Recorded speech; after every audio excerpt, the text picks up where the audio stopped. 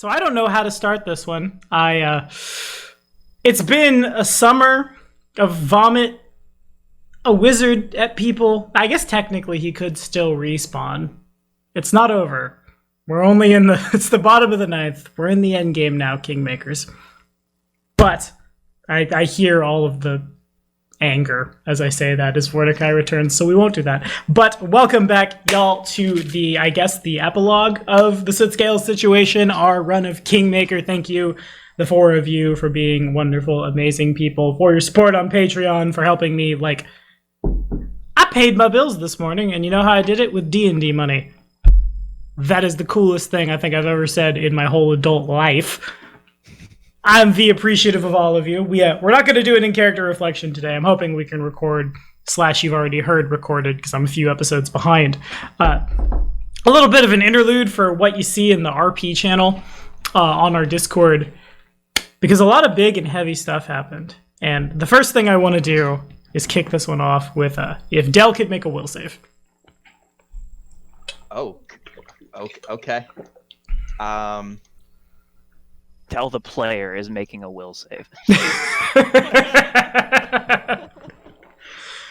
Question regarding that then. Are my class features online? Yeah, everything that is you is online. You could Charmed Life if you wanted to. Charmed Life due to my lack of life. Okay. Charmed Excellent. Death. I would take it Okay. Oh god, now I'm real scared. I'm so scared to hit submit here. Ooh. Ooh. Do you want to let it stand? It's literally a 2. It is literally a 2. I feel like this is important, so let's not let this stand. Let's try that again. Okay. Is that with the Charmed Life bonus on? Yes, that includes Charmed Life. Okay, then that is just barely good enough for Kato to pass the save for the thing that otherwise would have obfuscated everything that's about to happen to you in Amnesia. Kato, you come to the pain of Kalira's blade as it through and throughs you is a brief flash in your mind's eye. You come to kind of just stumbled out in a heap as if you had just fallen. You realize you are completely naked as the day you were born, thrown into, it's a oversized canoe. All around you there are dark shapes flying and flitting about. The sky above you, a brackish, reddish grossness, basically, that just kind of swirls overhead. In the very center of the boat, they don't seem to have noticed you. A crimson robe thrown over top, a decrepit looking, at least by his real leaned hard forward hands gnarled on looks like a quarterstaff that he's using to just pull this boat down the river.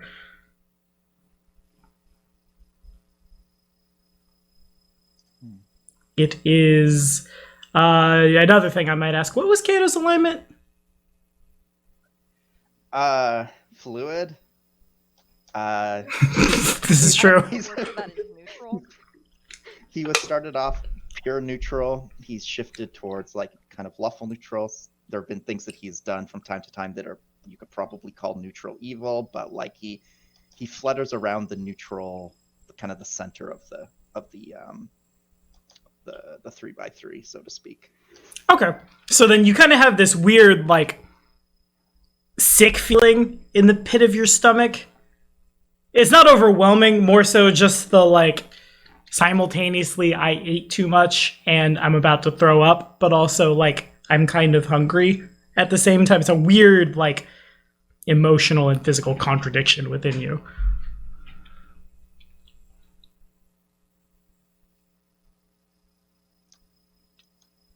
Do I have control of my faculties here? Yeah. So this robed figure, paddling, you said, Mm-hmm. is faced away. Seems to be facing just like straight forward. Oh, like away from me. Yeah. You kind of arrive at his like 9 o'clock. Gotcha.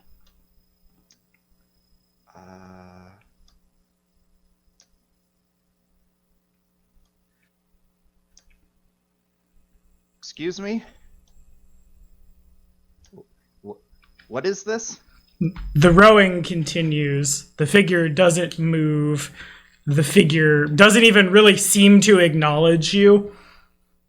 I need to double check stat block.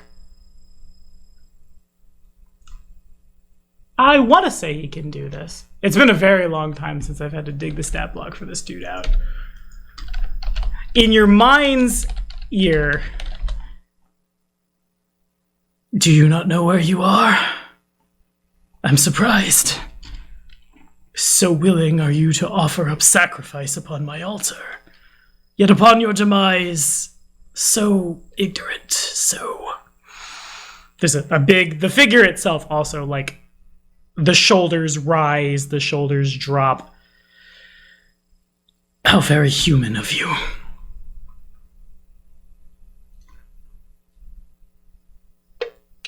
Kato has a pulse. His blood kind of runs cold as he gets goosebumps at what he hears.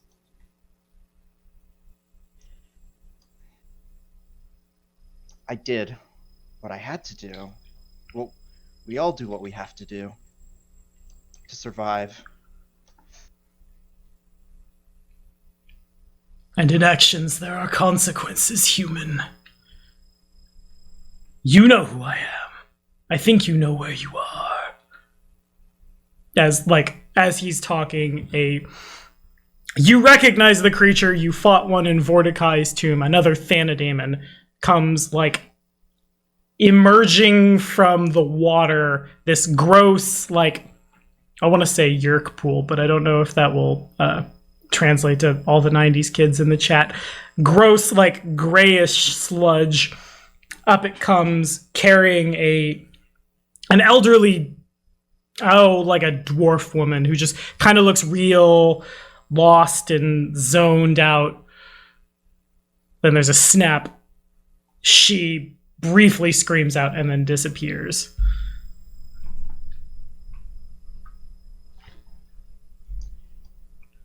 You do what you must.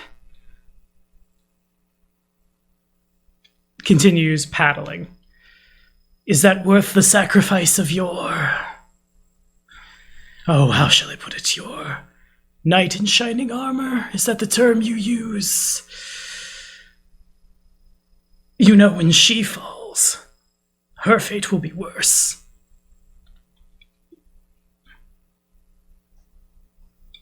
Who?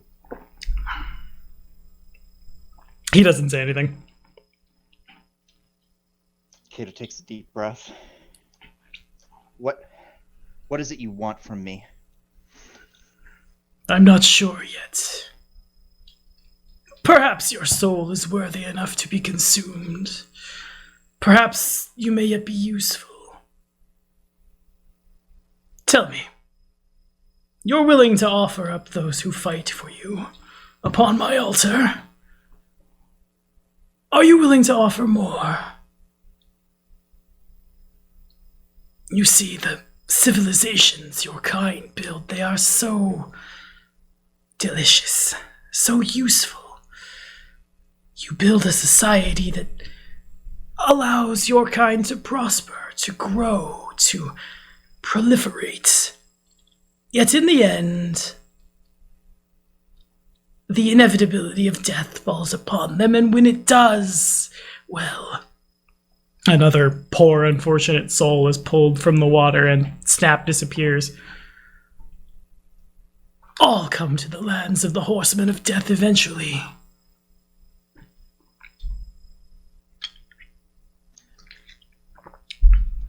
I will not serve up my friends, my allies, my subjects to be consumed by you. Just the one, then? Her fate, I should not say sealed. Yours, at this point, the face turns to you. He's got this really, really, really long, flowing Father Time beard that kind of just spills out the robes. His eyes, this brilliant golden color, skin very ashen gray. Yours goes without saying. A simple deal. We can return you to your form. As he says this, a little teeny tiny, basically just kind of looks like a floating mouth with eyes appears. Transporting souls is a simple concept. Return. Build your kingdom. Prosper. Thrive. And know that if you need to call on me, I will always be here. But know that if you take actions against me, I will come as I please. In force.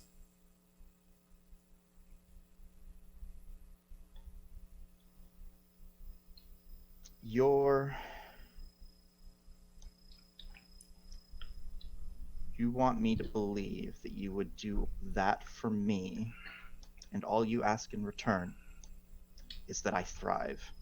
It's all I need. Kato's very, very, very suspicious about that. That seems like too good of a deal to be true, but he's not in any position to argue, and certainly doesn't want to look a gift horse in the mouth, even if that gift horse is horrifying.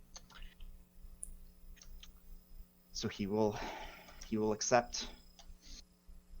Very well. He kind of like snaps his fingers as he does so, appearing out of, I forget the exact audio effect, but just kind of a swirl where there is nothing, and then here is suddenly this floating black-robed form, a scythe thrown over its shoulder, a grinning skeletal face. Look upon your death. When your time comes, and come it shall. This one, and he kind of like raises his hand and starts to like twitch real bad. The skeleton's face, as if made of like clay, pushes back into a form not dissimilar, though still very skeletal, to like your own facial structures. This one will come for you. Until then, simply build. Take him away. No, not yet. Kind of like buzzing overhead like vultures, several swirling black clouds with arms hanging out. You certainly recognize Soul Eaters at this point. One comes floating down, and the Horseman of Death, Charon, grabs it by the wrist. His other hand kind of like parlor tricks a pair of coins out into his hand, and he brings both inexorably towards you. A gift. He pushes both into your form. The pain is excruciating. Meanwhile, at the Valley of the Dead. So the Mastodons kind of just keep raging after everything goes down. It's very clear something happened to them to panic them to the point of madness. Some of them do eventually chill out and go back to their business. Most of them just trample each other to death. It is a bloody, pulpy, disgusting mess. Did you say trample each other? Yeah. Like one falls, the others run over it. They end up just getting angry and butting into each other. I'm gonna be honest, this session so far has made me very uncomfortable. Good. Whew.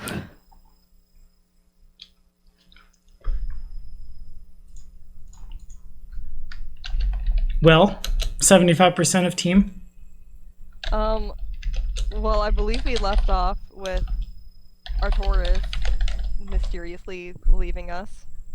That is true. So I'd like to get out my tome because I am also very uncomfortable with this phylactery just still existing.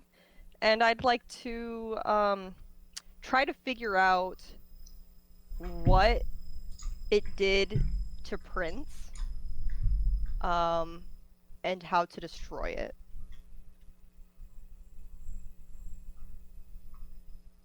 Okie dokie. That would be an Arcana check.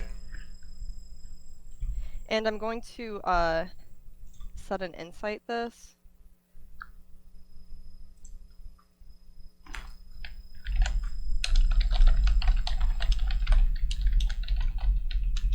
You said Arcana? Yeah. Wow, very low roll. Was it really? No, it wasn't. Oh wait. That was pretty good. I don't know how that's No, this low. doesn't have all my buffs on it. My modifier should be at 33 right now. Okay, well, I'm sure.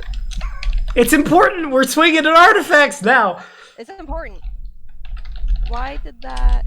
I'm just gonna send you a screenshot of my thing so you can see. Okay, sure. He'd probably just believe you at this point. Yeah. Nope. I need proof. Wow, there's a lot of people hanging out in the banter.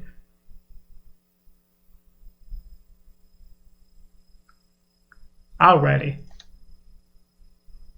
Plus 33. So, oh yeah, that should be. I see why you thought it was a low roll. Fair. Yeah. Yeah. Okay. Just 1 second. You learn how to construct a new Oculus. I mean, probably. My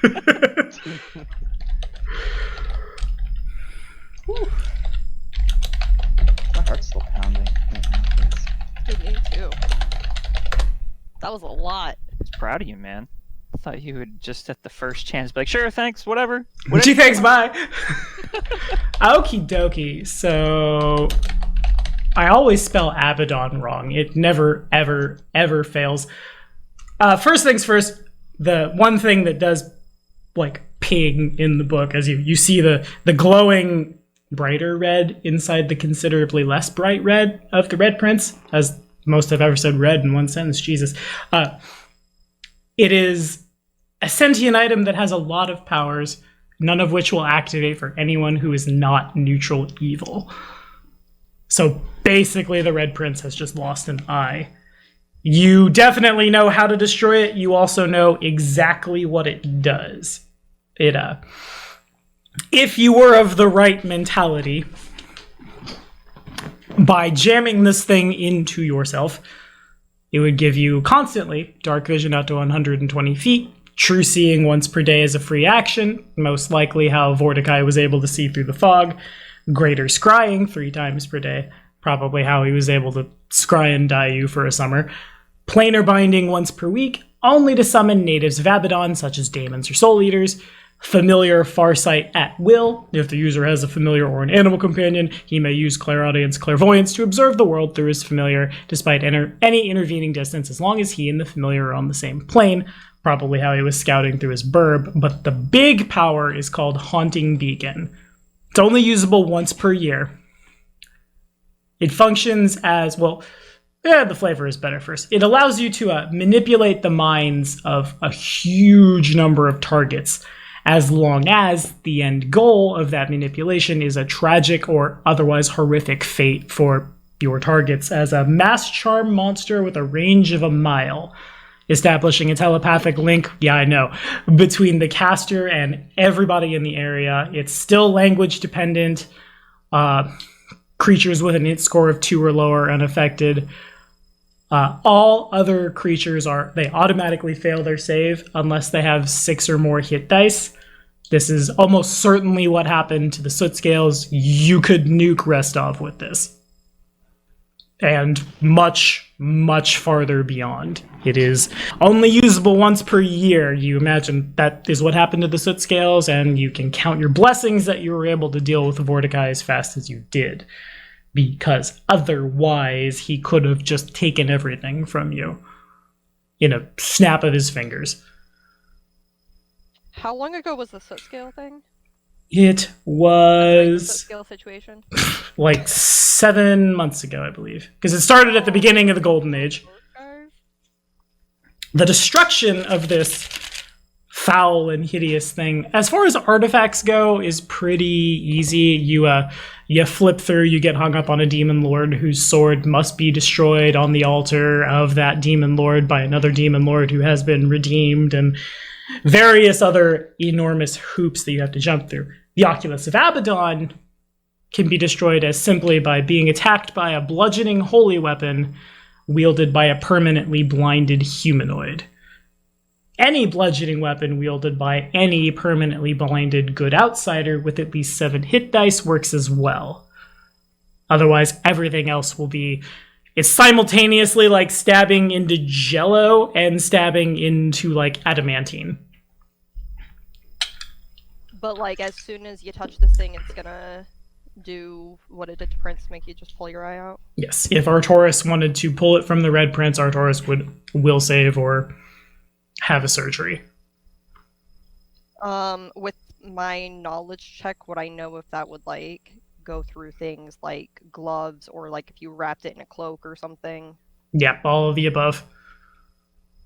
Well, how the fuck are we supposed to get out of Prince? It's really scary. And speaking of Prince, we had discussed his stabilization. Mm-hmm.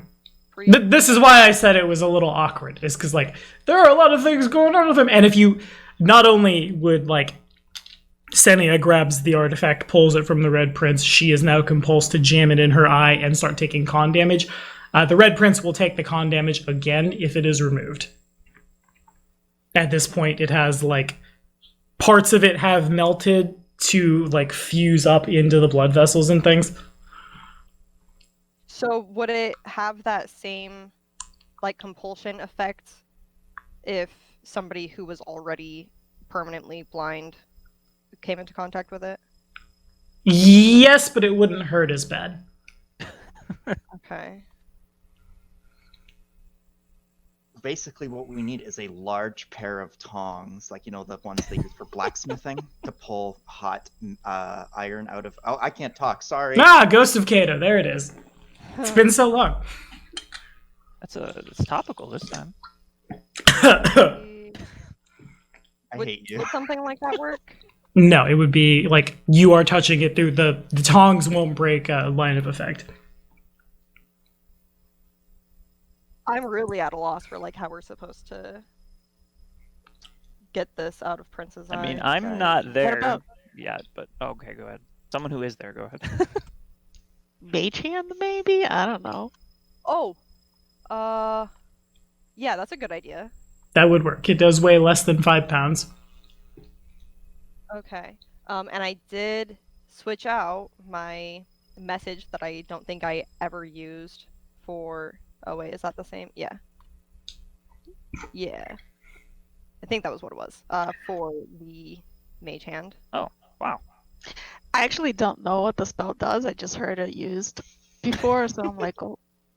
And I made a deduction. That's brilliant. That's brilliant. The Okay. brilliantest. Okay, so casting it now would cause him to take 2 more con damage, which could possibly put him back into a bad place. Right, so here's what we're gonna do. I did cure his ability damage, like, assuming it was something that could be cured while it was still in him. It is. Okay, yeah. Okay, so here's what we're gonna do. Senya, Zamanth, Minoru, grapple Prince. Okay. Like, do not let him go. And I'll mage hand it. I'm gonna heal him first. So he's gonna wake up and he's probably gonna be pretty salty. And I'm gonna pull it out of his eye with the mage hand. Okay. Okay, wait, but first, I'm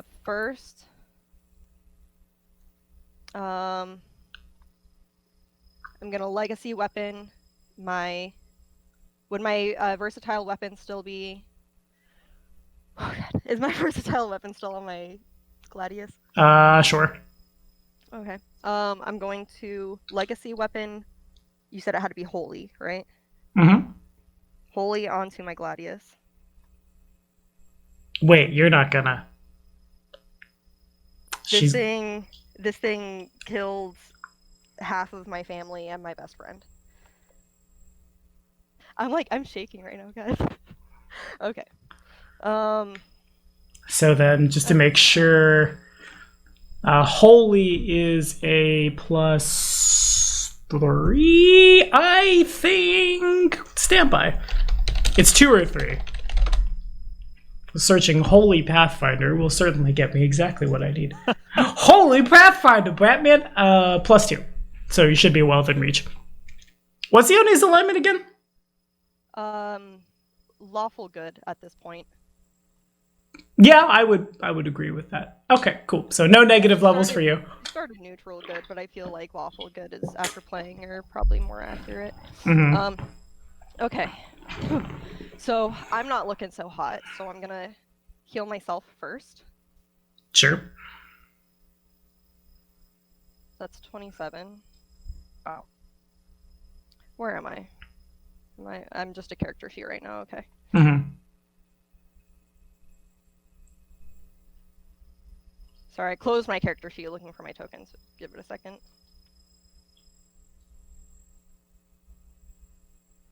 Somebody quick math, 15 plus 27.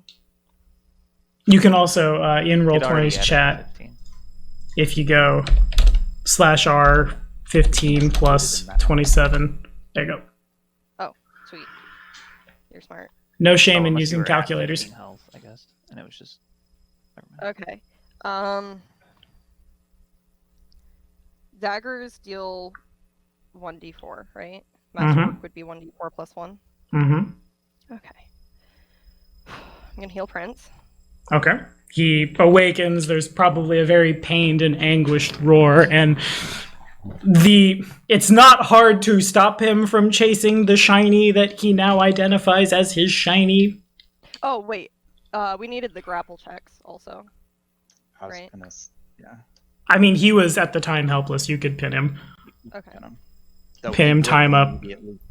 He would immediately. Oh, if you're gonna time, yeah. Wow, that seems real mean, but yeah, it's probably the best thing to do, because if you don't restrain him in some way, Prince would certainly try to break the grapple when he woke up and get the hell out of there. Screaming, Bakken at the top of Yes, his we lungs, can- going for the thing.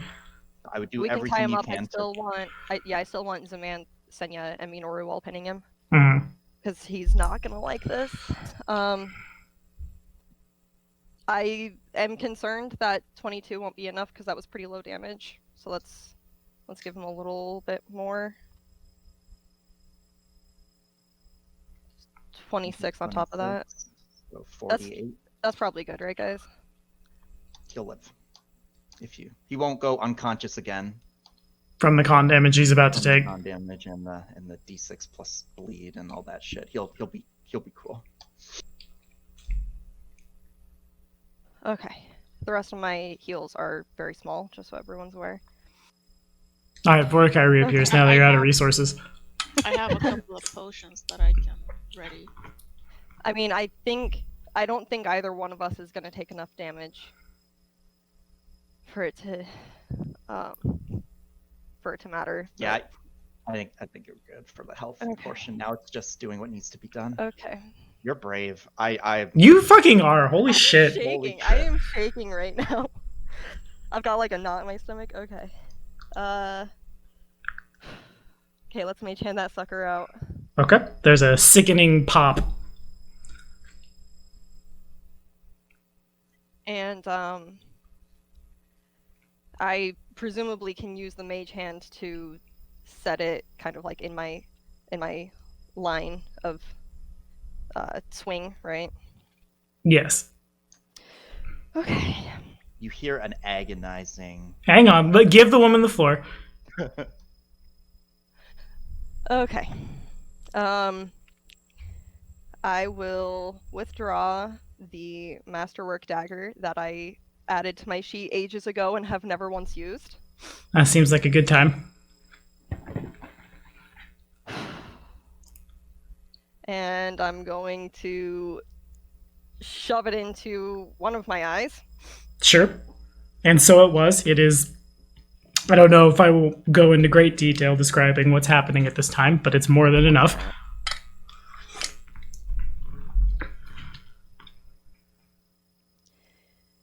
far away is Arcturus from the scene? I am still a ways away. Like out of earshot? I think he went all the way back to the I mean, battlefield. that's true. I might be able to hear something. Yeah, give me a perception check. Screaming. Let's see if Arcturus picks up on this. Yeah, no, Aeonia is screaming bloody murder. I am casting. I'm moving at full speed. Travel domain that direction. That's 110. Just dim doors back immediately. Yep. I'm gonna do the other one. Okay.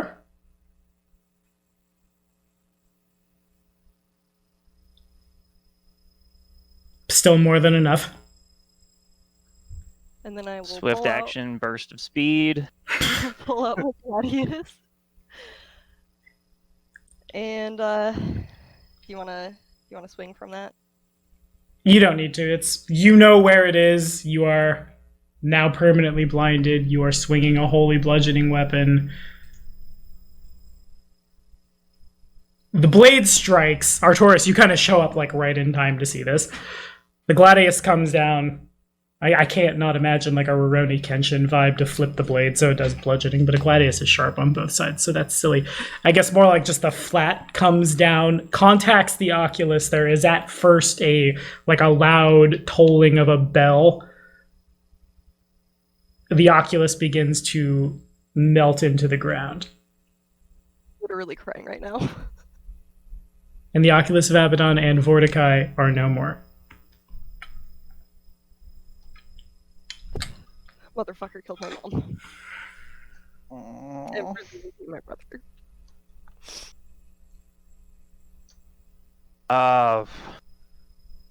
Kato wishes he could Give them like 5 minutes, Jesus boy. Senya still, holding probably a very distraught baby dragon. She's gonna take one of the potions that she still carried and shove it down its throat. Okay. It's a cure moderate wounds.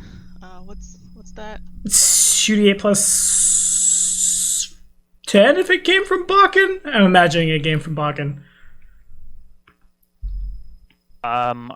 Is that right? Yeah, it should be good. Okay. That's Priscilla. Yeah. Arcturus is a little speechless. I think having seen the thing be destroyed, at least I hope I would understand that that's what just happened, and she didn't just teleport it away to safety. I imagine the scene that you come up on is probably Ione on her knees clutching at her face with just blood covering I would her face and immediately start tending to the bleeding. Senya would then like to take the other potion and scramble over to Ionia and guide it into Ionia's mouth. What happened here? I destroyed it. It's gone. What did it do to you? It didn't do anything. I did this. Why? I had to. You had to. Do you have any idea what you've done?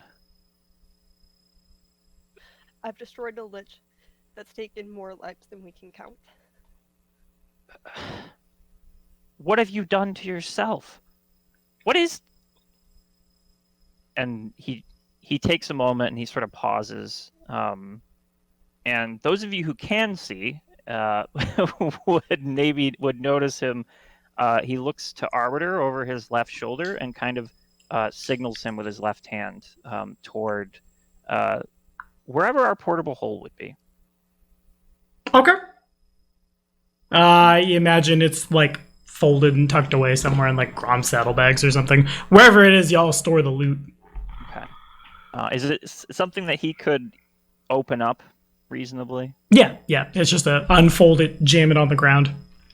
And again, I imagine most people aren't paying attention to him right now, but he's putting something inside.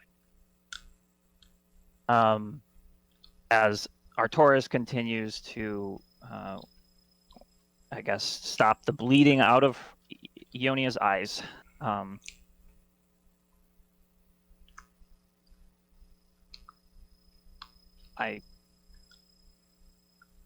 I don't know where to begin. He called me weak. He called my mother weak. He insulted my entire lineage.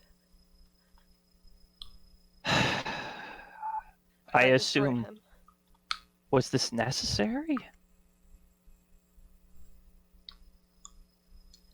you think I would have done this if it wasn't?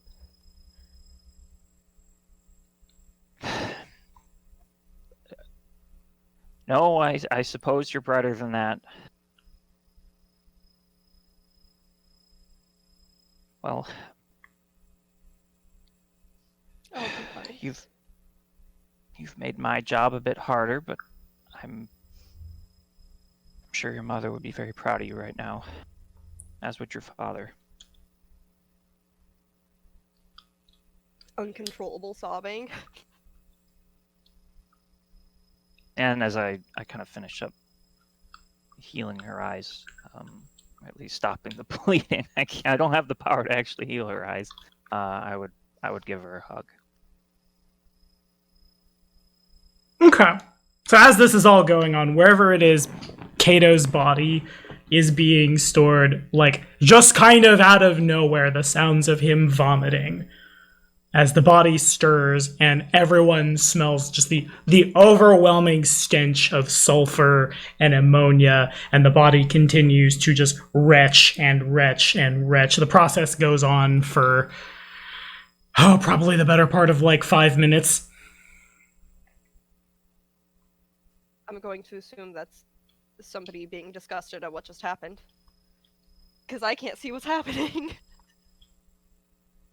Where exactly is What? Cato's body? How is it we were planning on taking it back to? It was on Grom. Just I like- believe. Yeah, he's Just- like kind of fashioned like Red Dead Redemption 2'd on the back of That's the what I horse. was imagining, yeah. There you go, boy. Throw Cato on the back. So yeah, Cato hogtied to the back of Grom. You return to this world. You are conscious and aware of all of the just violent retching that is coming from you.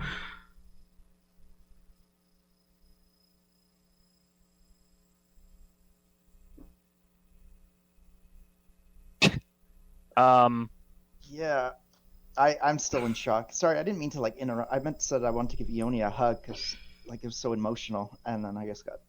Sorry, I didn't mean to like interrupt the RP. The whole thing was just very, very moving. You're fine. I think we're all a little moved right now. I was a little more real emotion than RP, if I'm being honest. As Cato kind of comes, like, I'm observing him. I see this retching. Am I tied to Grom? Like, would I imagine, presumably, yeah. Yeah. All right, so I'm like basically head over the side of Grom, just puking my guts out right now. I'm cautiously observing because I know for a fact you were dead. Make a religion check. So Cato is literally vomiting the waters of the river Styx as his soul has been returned to his body. If it like were to splash on any of you, even in just the smallest, and it probably does, Grom needs a will save. oh boy. Groms will save. Grom's not out of the woods yet. Oh, he's not. Okay, so Grom at first freaks out and then just like skids to a stop and just disassociates. And Arcturus knows this is because the waters of the River Styx are so overwhelmingly powerful that even just the slightest little sploosh of them is enough to erase the memory of like the present moment or a little bit back or a little bit forward. Full immersion in said waters is enough to just like wipe the slate clean. It's why, like, all of you, Arcturus in particular, could be like, yes, Axis, here's literally all the details, and here's Abadar, and here's where we go when we die. But the process between here and there is entirely up to the imagination, because no one can remember it. I will say I was going to script out the Charon bit, but then I didn't because I wasn't confident Kato could make that will save, but then he did, so that was fun. And yeah, he's What would have happened if Kato had failed that will save? dream states to figure it out, I imagine. Something like Fair. everything else that happened, but So as I imagine as Grom starts to freak out, maybe Senya would have made a motion to go help or stop, and I would have maybe stopped her and explained what's going on as you did to convey that knowledge. And just kind of wait for the retching and the to cease. And once it had, I would kind of let go of Senya, I suppose. Not that I was ever strong enough to really stop her if she wanted to. Nope. Go but just to kind of indicate that it's okay to approach if she wanted to get Kato off of Grom. Yeah, I'm gonna like go up there, like snap the ropes that were tying him, and just kind of like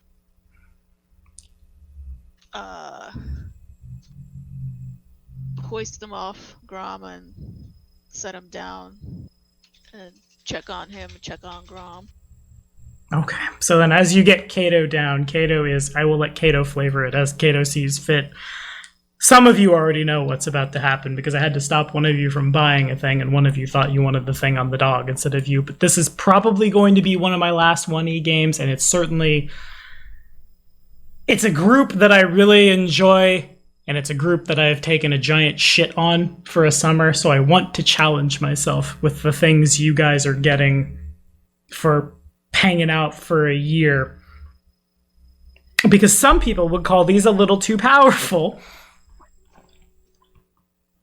But yeah, Kato is I will let him have the floor. I have removed the floor from him for long enough, I think.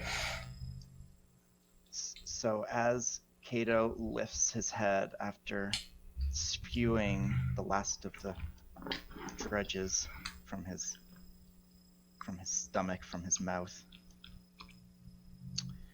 and looks up at all of you, and his eyes open.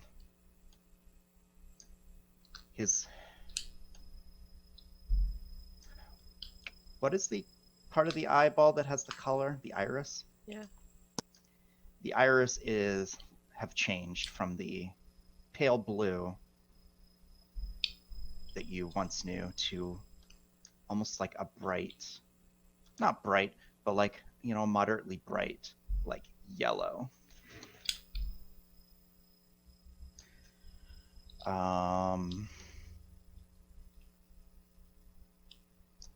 In addition,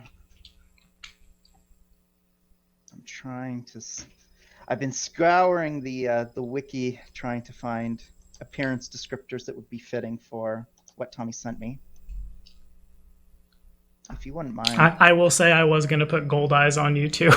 But the last time I did something like this to players, they all universally resented the here is exactly what your changes look like. So I decided to rather take a step back and now you look like this. Okay, so if I am to add things. Yeah. Stop me if I go too far, I guess I'll say. Kato's skin is probably 6 or 7 shades paler than it was before, and at first it's oh no, he's just violently ill. But then his veins are a little out and kind of darker than last you saw him.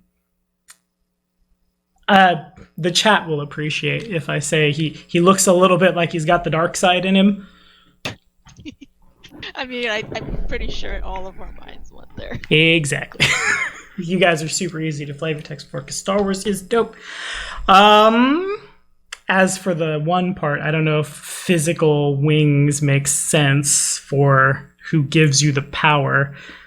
More so as Kato comes down, I imagine his feet kind of just barely hang above the ground, and then half a second later he touches down.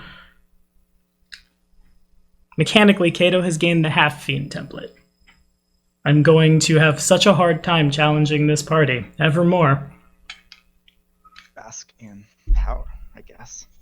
I imagine the the cost for such. Oh, the cost, the price Kato will pay one day. I would kind of be Ionia's eyes for a moment and say, Kato is alive, but something's not right. And I would position myself between Kato, or what I'm seeing as Kato, and Ionia is still on the ground, I'd imagine. What do you mean? He's alive? I'm wearily looking at him, or warily rather, not wearily. I'm not tired. A little bit, but not that tired. And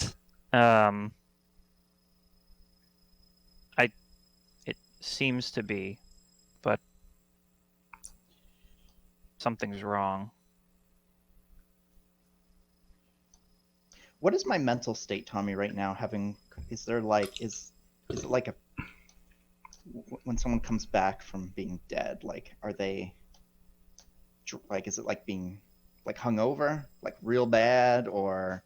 For you, yeah, like you feel like you just vomited for 5 minutes. You are very aware of everything that you just said and to whom it was said to and all the implications therein and everything that is hanging over you. So Kato falls to his knees, and you hear him start, like, in a very low, raspy voice, just yelling out, Where is she? Kalira, where is she? I'm gonna stand up and do my best, kind of hands out in front of me, like kind of touching my toe to the ground in front of me before like taking the actual step. I'm gonna try to move toward Kato's voice. You walk into me. And I sort of hold my arm out as if to keep you from going closer. What's wrong? Hold on. She's dead, my lord. As were you a moment ago. I felt her blade.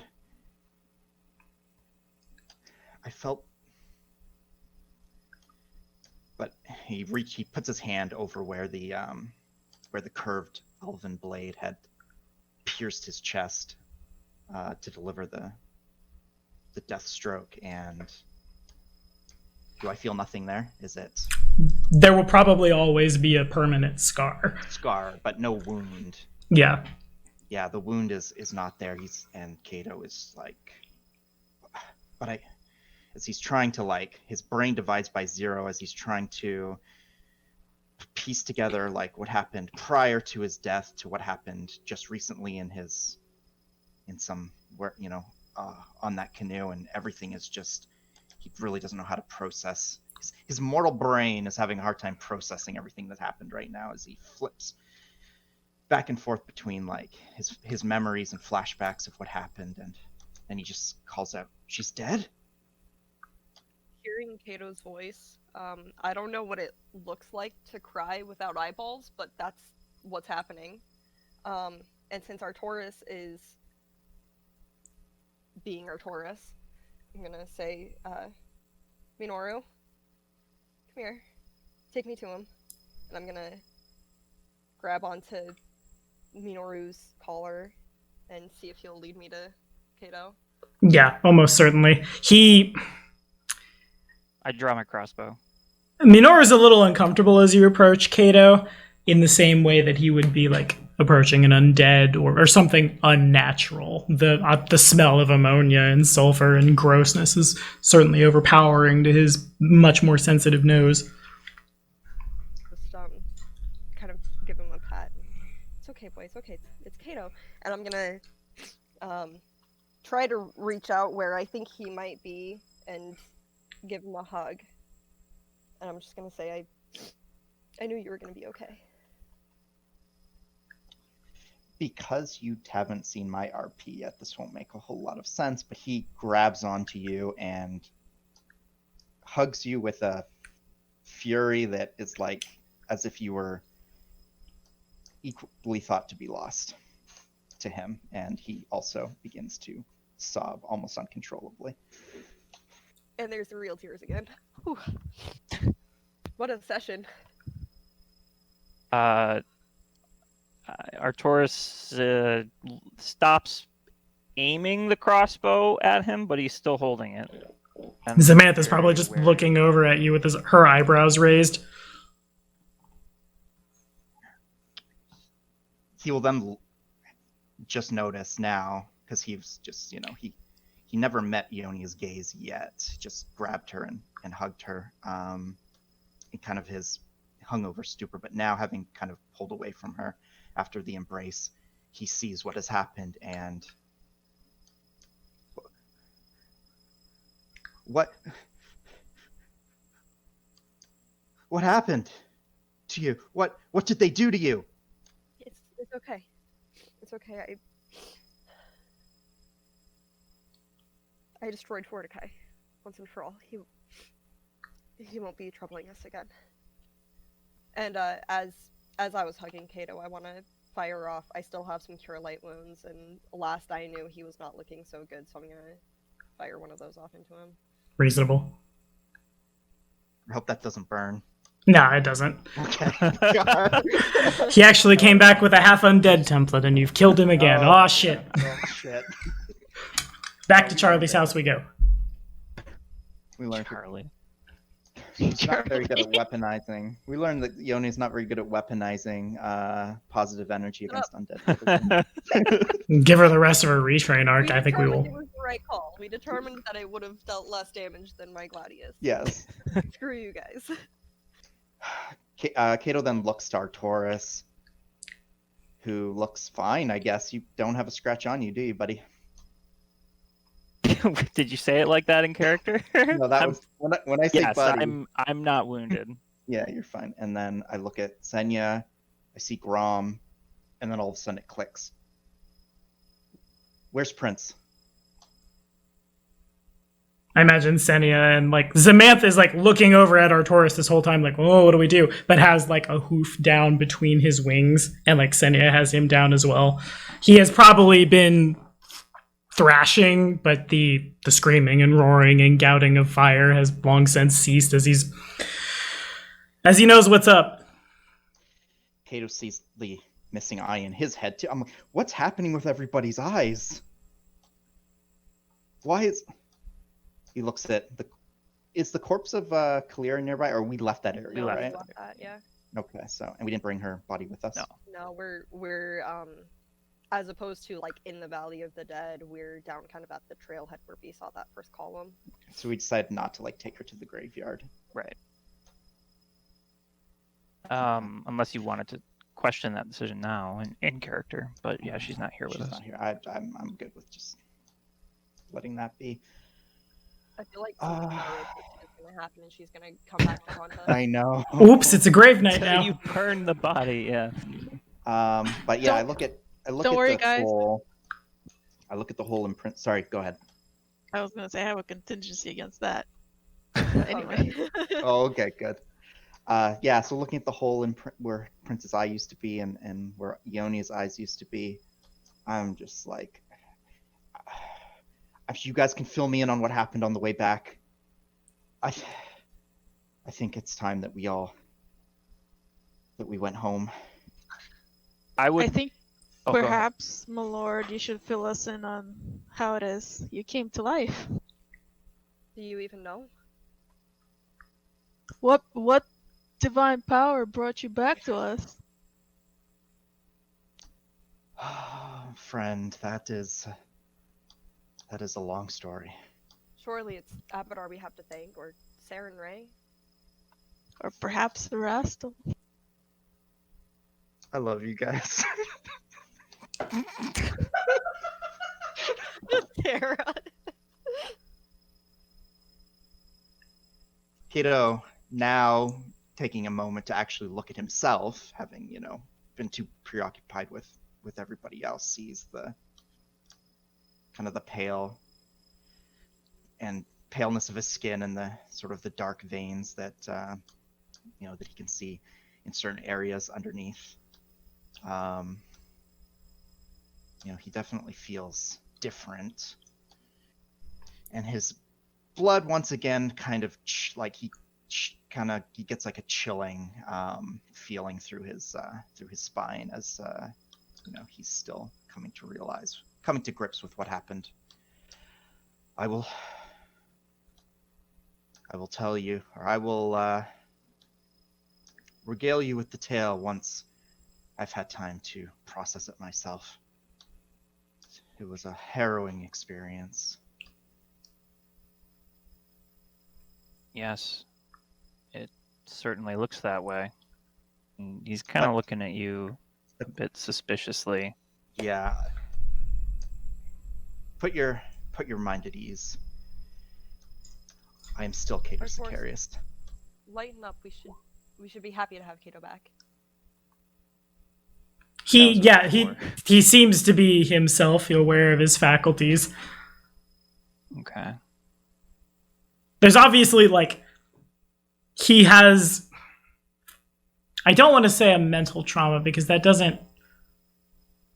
Maybe the best way to say it in terms of a humanoid soul is he has obviously undergone a great psychic trauma. What makes him remains, but one does not simply return from the River of Souls without permanent scarification, and not just in the physical. And I feel like, I would know this. Something like this seems out of character for Abadar. He wouldn't pull someone from the River of Souls and... Maybe he would if they were a king. Boom. Even the king, I don't know. Cato's the head of founding a new civilization. Abadar wouldn't be about that. Yeah, maybe give me a religion check. Okay. 33. A lot of threes today. Very good at stuff. So, Very good at stuff. it is overwhelmingly clear that Cato he's still Cato, but the changes are hard to say. They always vary from humanoid to humanoid when this happens. Sometimes it's when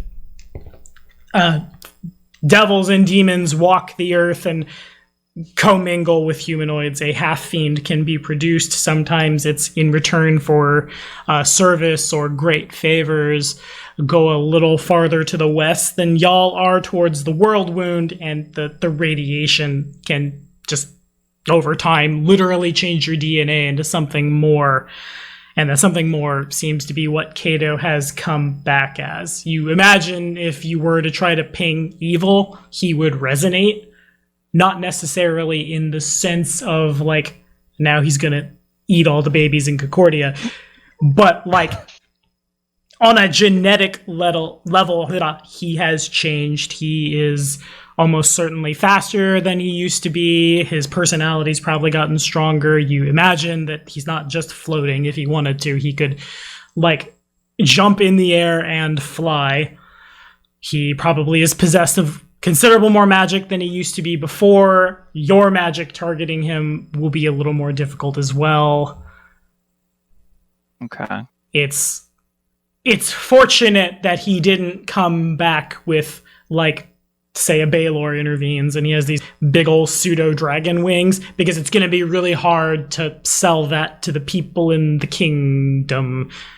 As it stands, I don't want to hit the quote too hard on the head, and this is partially because I don't remember it, but my fighting with Mordecai has changed me.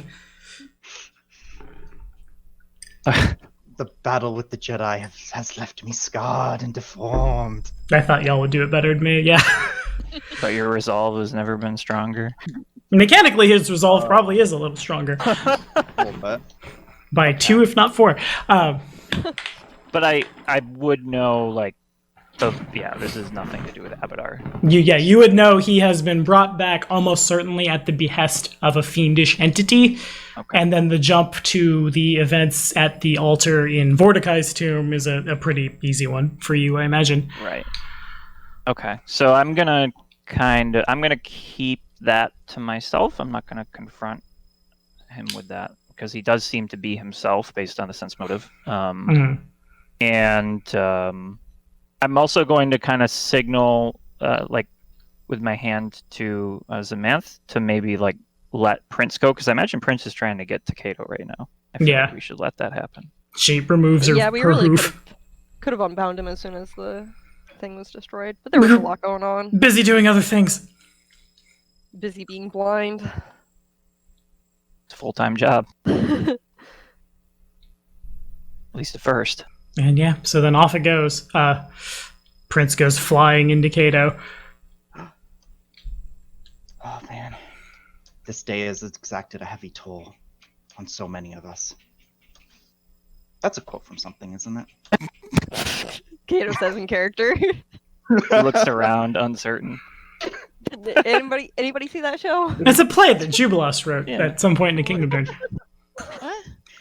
I gotta say the whole like eating babies bit hit a little too close. Oh, baby meat, that's meat. Oh god. And we all depart for the early Everybody- 2000s. I assume everybody has seen Snowpiercer.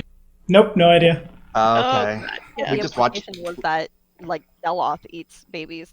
This is a Not weird surprised. conversation. It is. If So as this conversation is going on, y'all begin highly to recommend that movie, by the way. It's great. fair.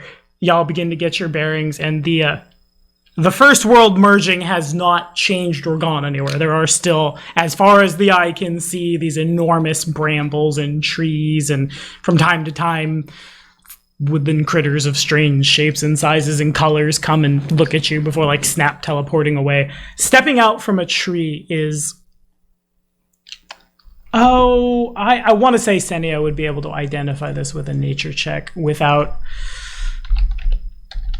much of a problem. Probably right. I think so. I'm gonna do it anyway. All right, do it. Make it so. Throw the dice. Throw them bones. Yeah, no, you got it. She is, as the... I won't presume how anyone feels about things, but as, like, conventional standards go, she is objectively incredibly beautiful. She stands about as tall as Kato, maybe like half a head shorter, seeming to be made just of like almost animated vines or grass interwoven and then melted a little to look like skin. Her eyes are this like piercing yellow color. She takes in all of you. Well, Well, nothing to see here. There's a little Oh, joke. because you don't see, yeah. Sorry. Oh boy.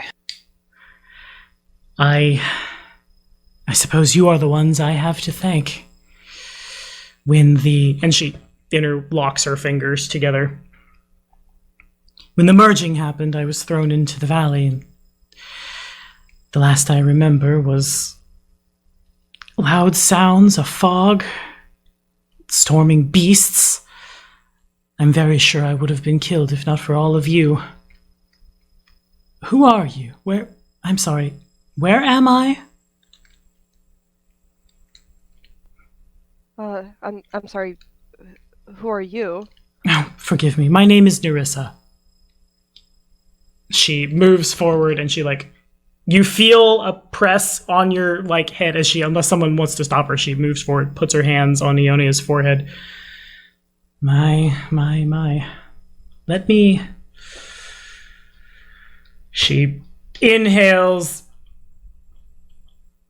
Magic begins to flow through you. If you are injured in any way other than the loss of your eyes, it is healed. All the way? Yeah. Ooh. I'm sorry. I wish there was more I could do. I'll reach out my hand and kind of put it on her wrist, assuming she's still got it against my head or whatever. Mhm. And I'll just say, what you've already done is very appreciated. She nods. She steps back, kind of takes everybody in. Again, I'm sorry. I don't know where I am. Could someone... She then trails off. you're in the Stolen Lands. Where did you come from? Well, the last thing I remember was with my sisters in our glade. Then here, I must say the sky, and she looks up. I'm no longer in the first world, am I? Oh boy. I take it you mean the... Cato doesn't have any like exotic knowledges, but would it be safe for him to sort of discern that the shenanigans going on with this around him in our world is what she's referring to? Like, yeah, almost certainly. Yeah. Mm-hmm. She probably just got caught in the middle of it.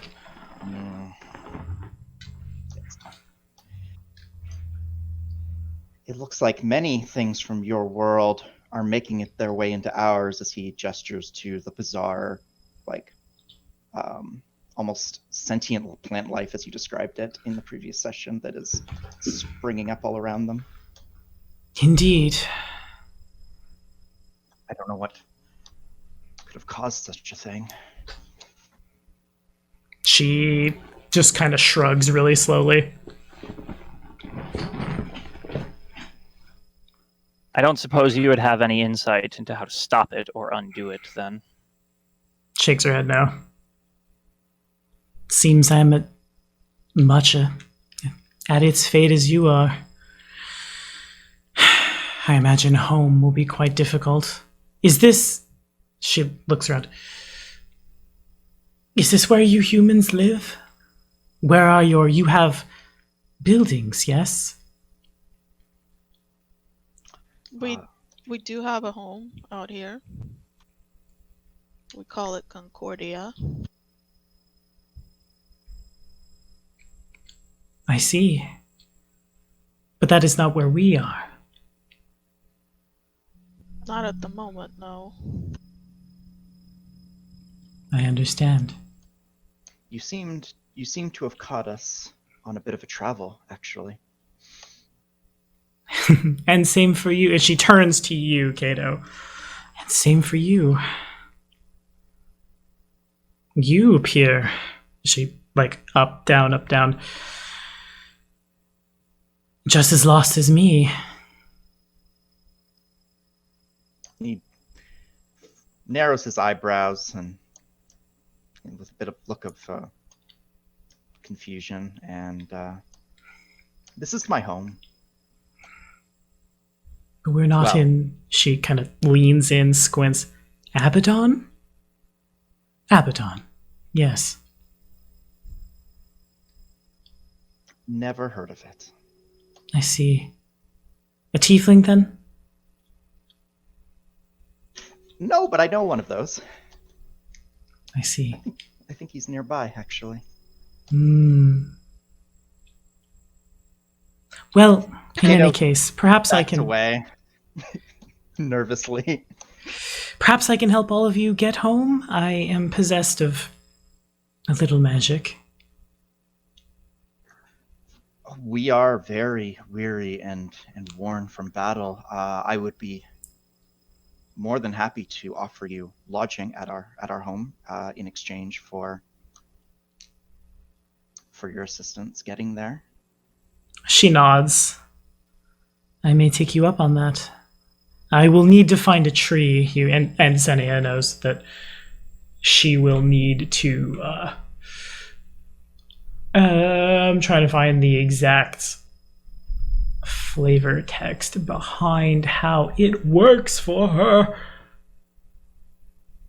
Oh, no, never mind. I'm confusing nymphs and dryads. I always do that. Classic. The wilderness is my home, and in time, perhaps I can find a way back to my glade in the first world. But, again, all of you saved my life. Please. And she extends both of her hands, palms up. Interlock hands, and then two of you take mine. The magic is quite simple.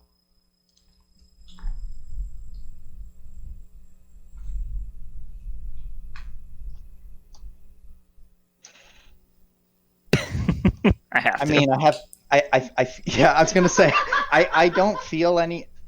I won't even try sense motive because like it's. I mean, it's. This is worth a shot. You can. He's got it covered. What do you? He just. You could nat 20 Kato, or something. I don't know. Kato This is looks true. oh yeah, I guess maybe. All right. Okay, so Arcturus looking him up and down, looking her up and down rather. Kato. Almost. Anybody else? Almost. I'm not good at sensing motive, so I'm not even gonna try. Okay. So it is readily apparent to Arcturus that if she was caught off guard by what just happened, it was by her own grand misfortune. The amount of magic she put into Ionia alone to fix her was more than you have ever seen or maybe even thought possible. And she appears to be ready to teleport all of you somewhere she's never seen, which for like a human caster is dangerous to say the least. Like if she were to screw up, she could drop you guys in just the middle of a town square in Restov or Absalom or who knows where. Oh, wouldn't that be fantastic? She seems to be much more confident and much more powerful. Where on the sorry to interrupt. Where are we on the world map right now? Oh, probably like right there. Okay. All right. Well, I guess having ascertained that, I will, I guess, with one hand to Arbiter, and I guess we'll have to get Grom in on this and all of our stuff on Grom. Arbiter's probably bouncing around like a volleyball fired off in a rubber room. Just chaos detected, chaos detected, chaos detected, chaos detected. I know, buddy. I know. But otherwise, I suppose I trust the competence of the individual ahead of me, so... If one of you would please describe where we're going. I will regale you with this tale of our boy. great home of Concordia, our beautiful city of Rooston, our magnificent Fort Stygrave, and he will just... She kind of just looks up and cocks an eyebrow and smiles at you. Touched by the other world, but with all the silver tongue of a true dragon. My. And she, like, the grip on whoever's hand she has suddenly gets much, much stronger. There is a faint popping noise. I don't know where I want to dump you. It would be really funny to dump you just in the center of town, but that would also be jarring. Let's say all of you resolve just outside of town. Yeah, I think I like that. Come here, Kato's token, which is nowhere near updated because I'm just grabbing it from over here and jamming it on the board. Hacha! Oh my god, 30 hit points, and I made you fight a lich? What's wrong with me? Just kind of like right outside of town on the first road. There's serendipitously no one around to see you, and you're far enough away from the walls so as to not be spotted. I imagine you'll want to arrive home under your own power. Less questions, less nonsense and nuisance. Again, thank you for saving my life. I turns back to Kato, smiles again. I owe you one. She steps back and is gone. Oh. All around you guys, there is like the first world convergence has continued. Even here, the first road serendipitously has not been despoiled by the giant roots that have arisen from the ground, but it's everywhere. Ugh. Arcturus is visibly disgusted to see that it has spread this far. Oh, the first world shenanigans have come all the way to this far. Wow. Ooh. Yeah, this is gonna be a lot of gardening work to do.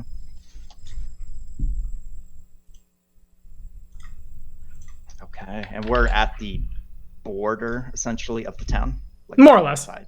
You're within like Still a... stands. It's not a crater. Yeah.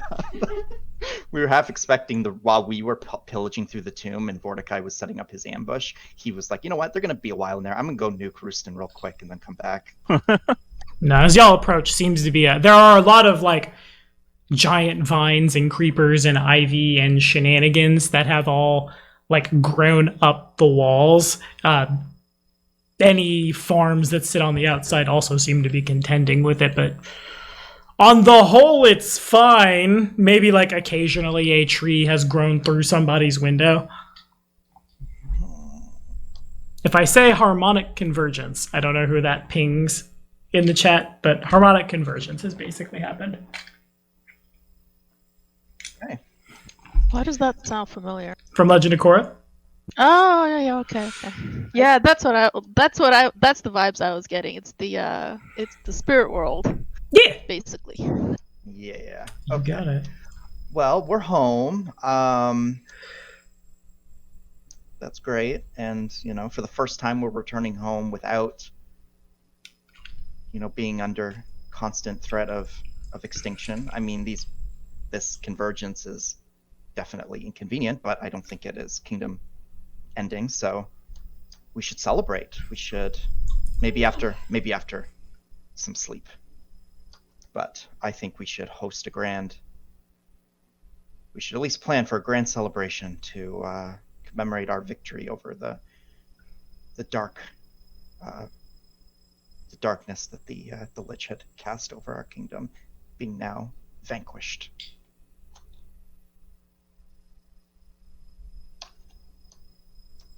Kind of looks around to get a read on everybody. I think I kind of look to Ionia. I think rest would do everyone some good.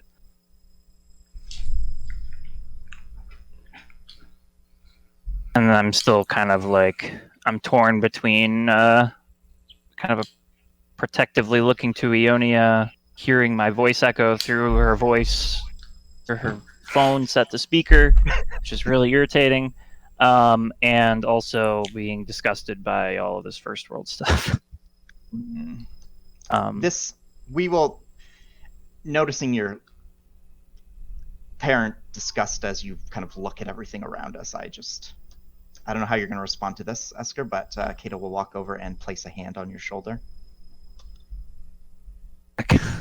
It'd probably be one of those things where Artaris just looks at it like, what's that doing here?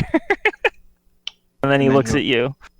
And he'll say, he'll look you in the face with his gold beady eyes. And he'll say, we'll get this cleaned up. Don't worry. And you get the sense that when he replies, he is not talking about the first world stuff. And he looks you square in the eye and just says, I hope so.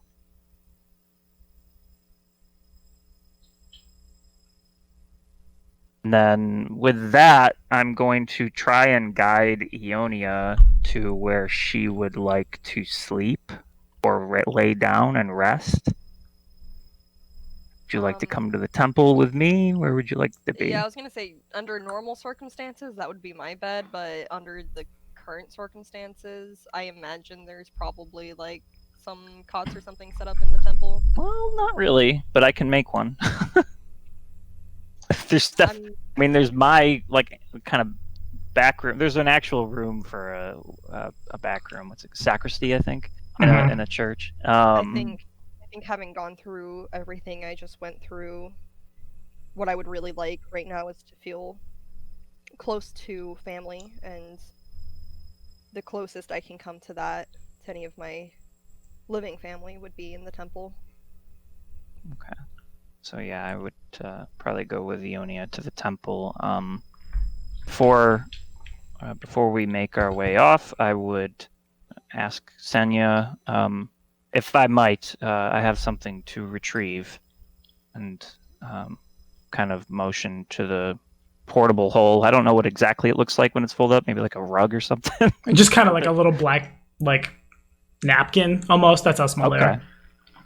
And then I would reach in, and then you'd grab what I wanted. You'd probably notice me. I would probably take a spellcraft to know exactly what I was casting, but I would be probably not actually. You've seen me cast this a lot. Cast invisibility, and whatever I'm about to pull out, and then I take it out and put the portable hole back, and then And if I can make a request as I'm resting, I do have another dog. If you would find her and bring her to me. Minoru and Dog 2. What is Dog 2's name again? Minoru was named after my brother, and Reika was named Reika. after Ah, right, I remember. Of course, I know exactly where she is, as do you. I will fetch her. I imagine I have like one of the repurposed gnomes maybe looking after her. Maybe Juby looks after her when I'm gone. Oh yeah, okay. Yeah. Your dog sitter. Tommy's like, yeah, that one. Yeah, Jubilast. Okay, so Arturus and Ione are going to the Temple City of Kato. Where the hell are you going? You're home. You did it. Yeah. Yeah, you go first, Senya. Senya's just tired and weary, and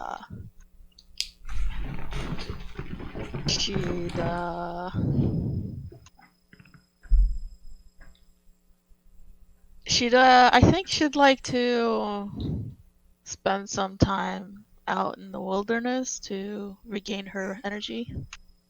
Okay. So she's gonna head out into the King's Forest. That's where she's going. A woman after my own heart. I don't have a game after this. I'm gonna go on a motherfucking hike. Yeah. Okay, but Kato, where are you going? What are you doing? What is life? Is it time to have a meeting? Call the council? That'll be in the morning. First things first. So Kato was actually, since Prince was basically traumatized and multiple times, and he's been kind of just cradling him in his arms, as he is a small boy. So he will carry him into the keep, and the door opens a lot easier than he remembered the door to open, as he pushes it, and it just kind of whoop, almost flings open, almost off the hinges, and he's like, "Whoa, I don't know my own strength." that's weird." Then he'll go up to his room, and it's been a long journey, so he's going to lay Prince down on a cot for him to rest, and he's going to step into his corridor. I don't know. We don't really have bathrooms in this day and age, but wherever it would be that he would like bathe and shave and do all of his grooming needs, he's going to kind of step into there, and he's going to strip down and look at him. And as he looks at himself in the mirror, he's going to almost have a heart attack as he runs take it all in. He runs up to the mirror, leans in, looks first at his eyes, and then scans his body, sees the massive scar, the gnarly scar over his heart, basically, where the negative 38 health hit him. That was insane. Yeah, that'll do it. And he's just like, "Oh boy, what? This changes things." And then the scene will cut to black. All right, fair enough. So then let's do. Oh, I'm torn. Who do I want to? I'm gonna hit the Taxmaster first. That sounds fun. So the pair of you make your way back to the temple. As soon as you enter, there are I don't want to say the staff, but I guess I'm gonna say the staff at the temple are just completely flabbergasted. There are 3 or 4 about the size of your thumb, kind of just look like glowing shapes of various different colors. You squint, you can kind of see humanoid figures just bouncing up and down on the scales like they're trampolines. Whoa. First world. Goldberg. Pretty much. I okay. So I guess I move forward. Can I get an idea of what I'm looking at? How's your knowledge nature? Not the best. So In fact, it's not even trained. They just kind of look like small humanoids that glow to you. Then a couple of them probably have short swords at their hips, but to you they're like sewing needles. That's how small these guys are. I imagine I can hear them. Yeah. They probably make a very distinct I don't know how to describe the noise as they fly. I I could can't- also describe to Ionia what they look like. Yeah. I want to say they sound like Navi when they move around, but I can't replicate that noise. But yeah, it would be enough for Ionia to make a knowledge check. And I'll sudden insight this as well, because I've got a ton of charges left, and why not? You are literally about to rest.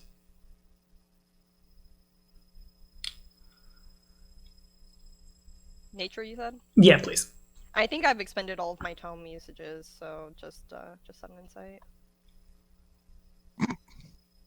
That's more than enough, though. They're sprites. And they're not Oh, coming through okay. with my actual modifiers. Try refreshing. All right, and But they I'm are- assuming She would Arbiter's know. pinging them Oh, as the- yeah. Yeah. Arbiter's probably been pinging since you guys got back. These things are naturally luminous, and they can change their color, sometimes to suit their moods, sometimes just for the lulls. Some spellcasters will take them as familiars. Cold iron will burn them. Regular iron won't really hurt them. They can detect both evil and good. They are naturally very, very capricious. Okay. They themselves are kind of, I don't want to say uncultured, but I guess that's how I'm going to say it. They're not as well put together as some of the more intelligent creatures in the first world, but sentient they are. They're usually drawn to sites of great magical power, which might be why they were attracted to a temple in the first place.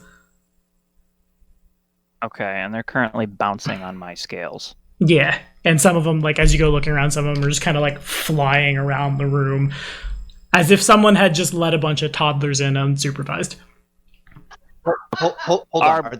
Are they using his scales as like one of those seesaws? You know, like back and forth. Yeah, kind of. Oh, that's hilarious. I love it. You Arbiter. realize these are so dangerous and you must ban seesaws from the kingdom.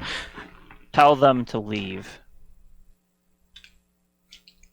He turns, says the thing he needs to say in Sylvan, and they all turn and like come flying straight up to you. They're very, very small, and they start just buzzing, Taxmaster! Taxmaster's back! Ice, the Taxmaster! Oh, look, Taxmaster! Pay the tax! And they all go immediately flying to the top of the temple. You hear the sound of a canvas ripping. I guess you are technically entitled to a reflex save? Yeah. Oh no. Unfortunately, you look up but don't quite catch it in time as just acorns and nuts and branches and leaves and other various natural bric-a-brac are dumped on your head.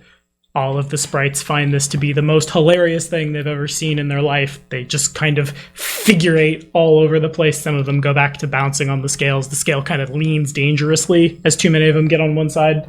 Arbiter. I need to ask Abadar something. Yes.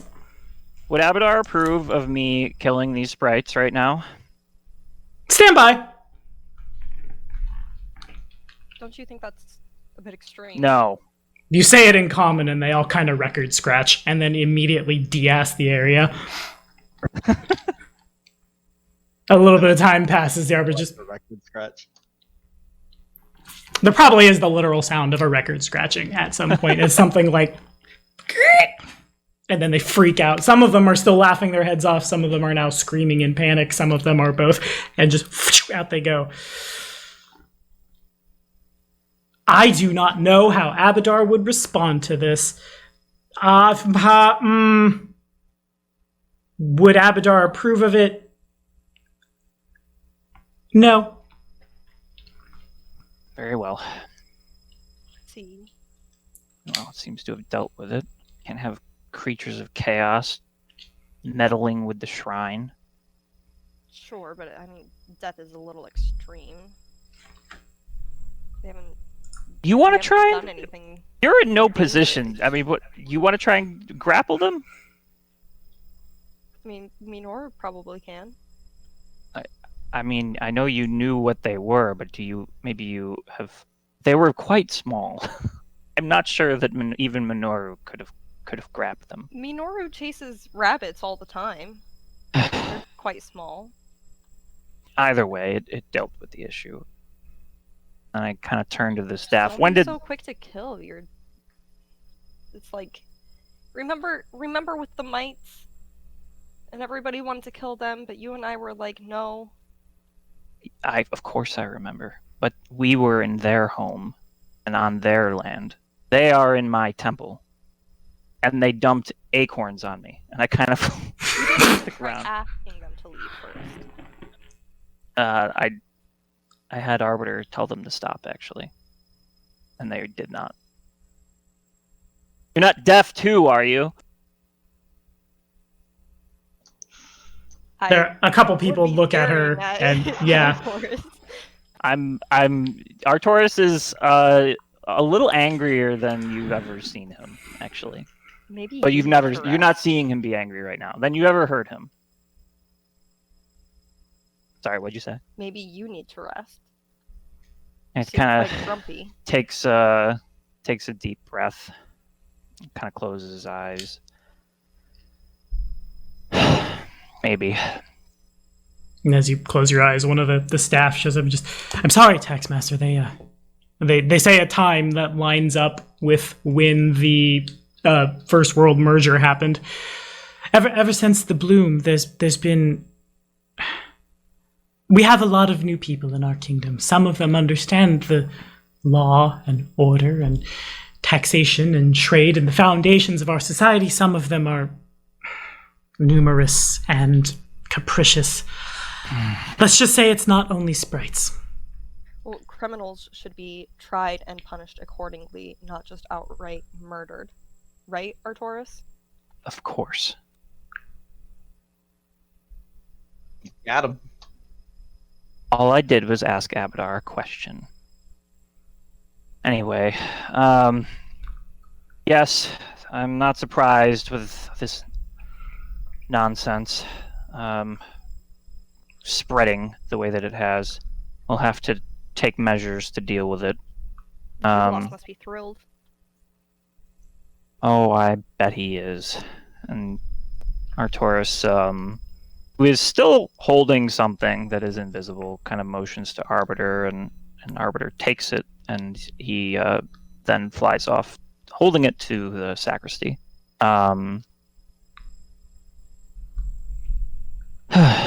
Yes, well, now what are we going to do about this? And he, kind of without thinking, sort of motions to Ionia's eyes, but then realizes she can't see him, and then he kind of stops and... Do about... You... sorry. Your lack of vision. Well, there are powerful magics in this world. There are... I've got Minoru. He can be my eyes. Did you...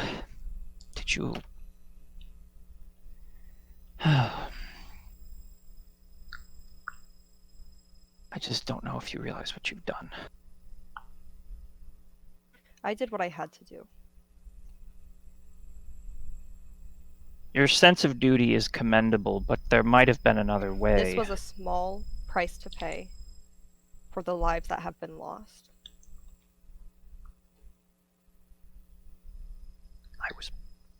I gave my word I would keep you safe. You're And making here that... I am. For now. But as you said, you felt like you weren't. And then I kind of look around and realize there's still people around, and I I motion for her to... Well, I can't motion. I kind of... I'm not in a very forceful way, but I do sort of grab her shoulder and just say we should continue this discussion in private. I'll flinch a little at the unexpected gesture. Some warning, maybe, would be nice. Very well. Remember, I can't see you.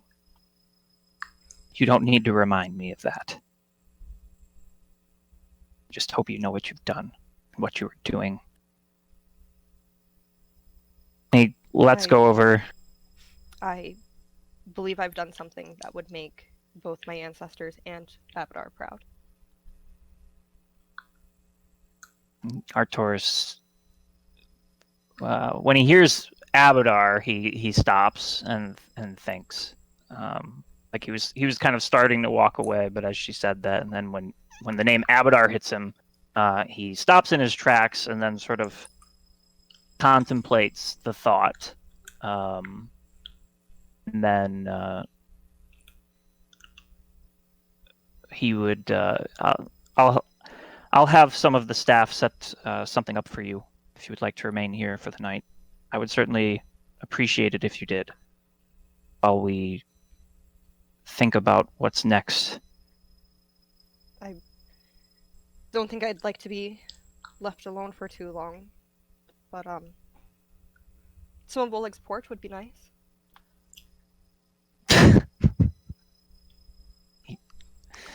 Okay.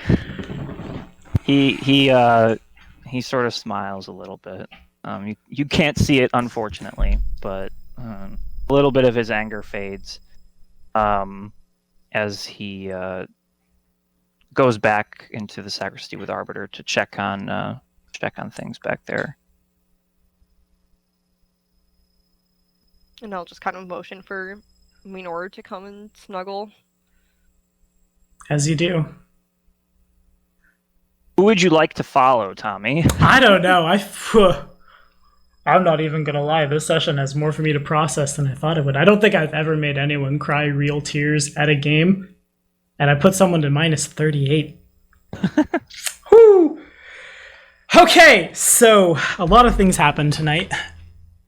Who do I want to start with? Let's start with, we haven't heard a lot from Senia. Yeah, sure.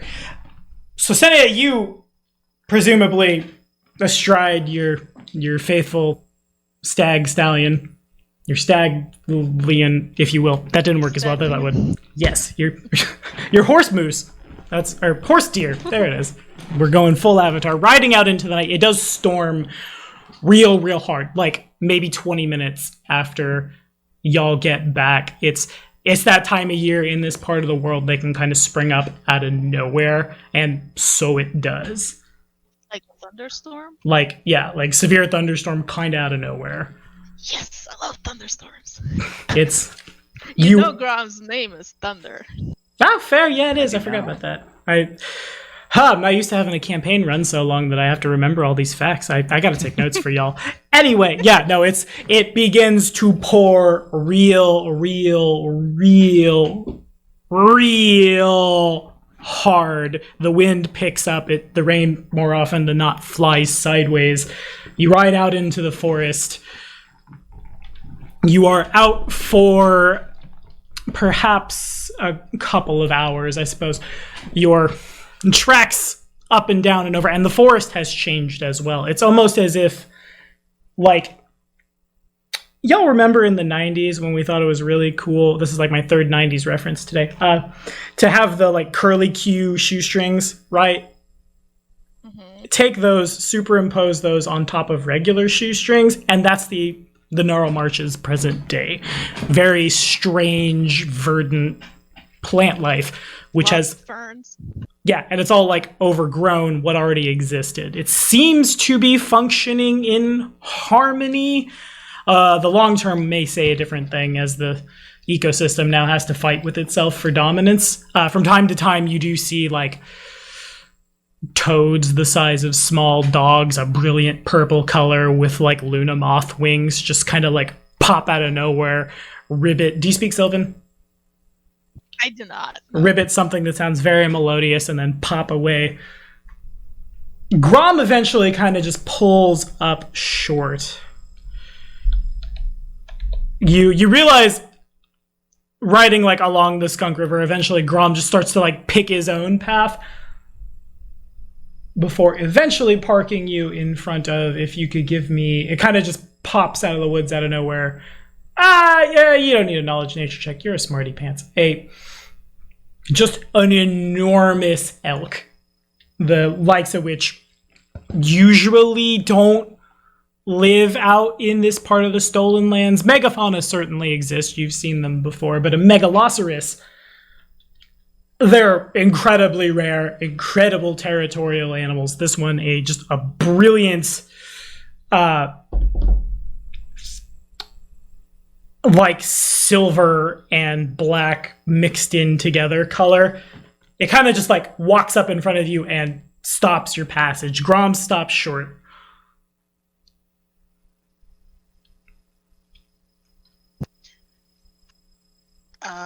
Senya will cock her head to the side. The stag mimics your movement.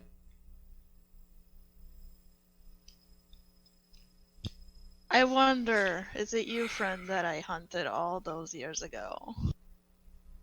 Cocks its head again. Senya kind of remembers like a magnificent stag that gave her quite a chase, or actually made her go on quite a chase on one fateful night before the bad thing happened. But probably not. No, this one's much, much, much bigger. We're talking like 1,500 pounds of elk. It's a big boy. Mm-hmm. It eventually turns, like, as you're, like, looking at it, looking around, and without any pomp or circumstance, begins walking just, like, away from you. Grom starts moving without you, like, bidding him to do so, as if to follow, just, like, to fall in line right behind. I will let Grom lead me where it is it's going. Okay. I'm sure you know, boy. I kind of speak to him. And Grom just kind of nods. He's a little... He's not fully lucid as he does so. I forget sometimes Grom is more intelligent than we give him credit. Just kind of like slowly, lazily nods and follows this enormous beast to an open clearing where several other woodland critters of all shapes and sizes have just kind of out of nowhere emerged from the tree line. Anything from like squirrels and badgers and beavers and things like that, up to and including creatures that are obviously not from this plane, or at least have recently had their DNA violently switched around. Grom makes his way like to fall in line in the woodland critter circle and then just sits down.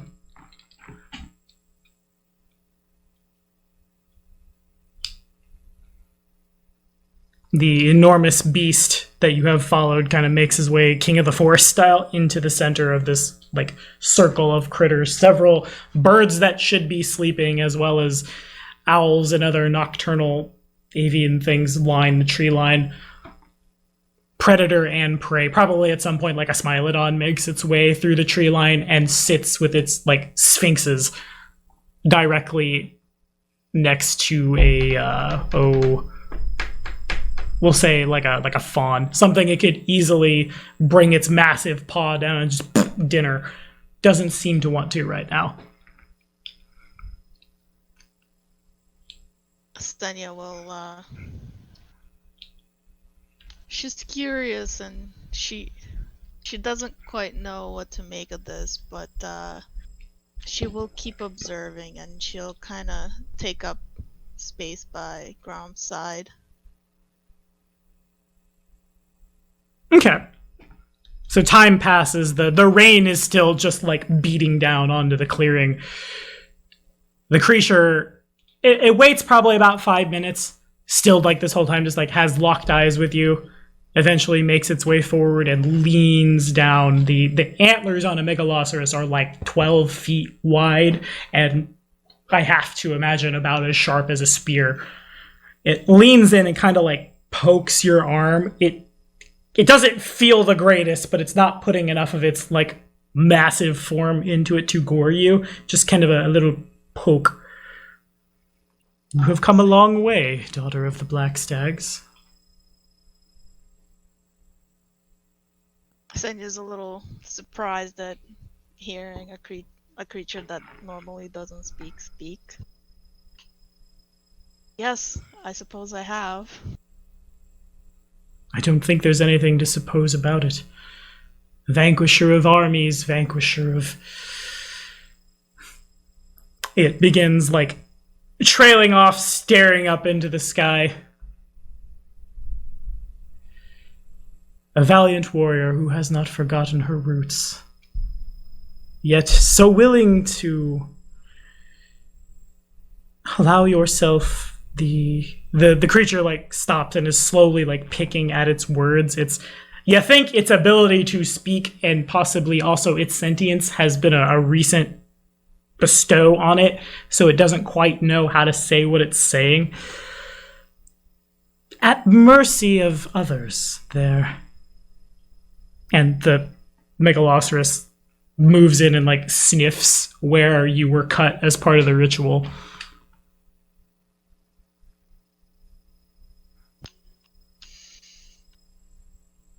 Yes, well, I volunteered myself to do what had to be done.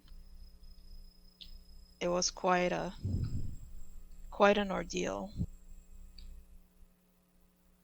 But in the end, we emerged victorious. The creature nods. Wise words. Would you do it again? Will you do what must be done to emerge victorious? A victory at any cost. The creature nods. If it's a just victory, I would. What is just? It seems to both be confused, like using a word that can mean a couple different things in common and also asking what you mean at the same time. The creature kind of like cocks its head a little bit. Justice?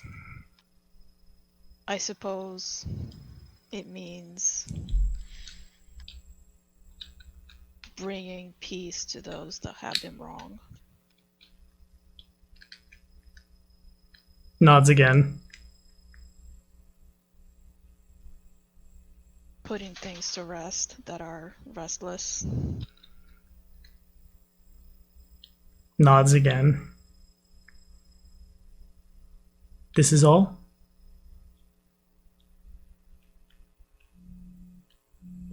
Senya thinks of things that she hasn't said. She, still, the death of her tribe is still, even though it's in a distant past, it's still heavy on her mind. I guess for me, perhaps someday, exacting justice for what has been done to my tribe.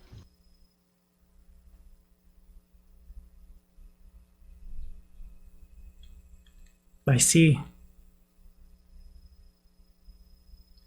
A big task standing between, and again, the Megalosaurus trips over a bunch of words it doesn't seem to understand all the way.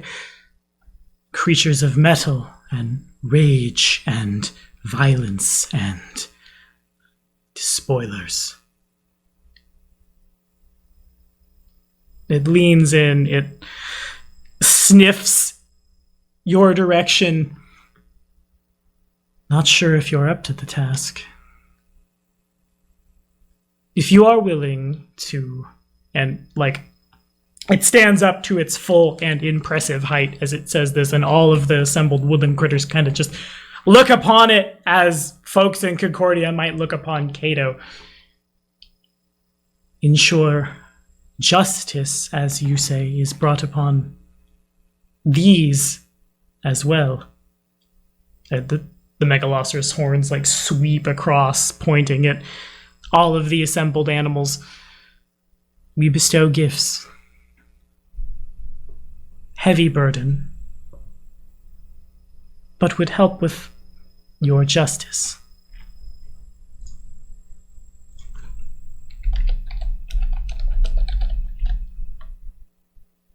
I didn't think that, it wasn't too long ago that I didn't think that I could carry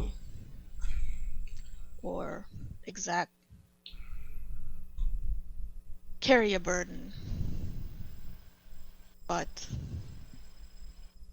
And that is something that I struggle with myself, is knowing whether or not I could. But then she kind of does this like crooked smile.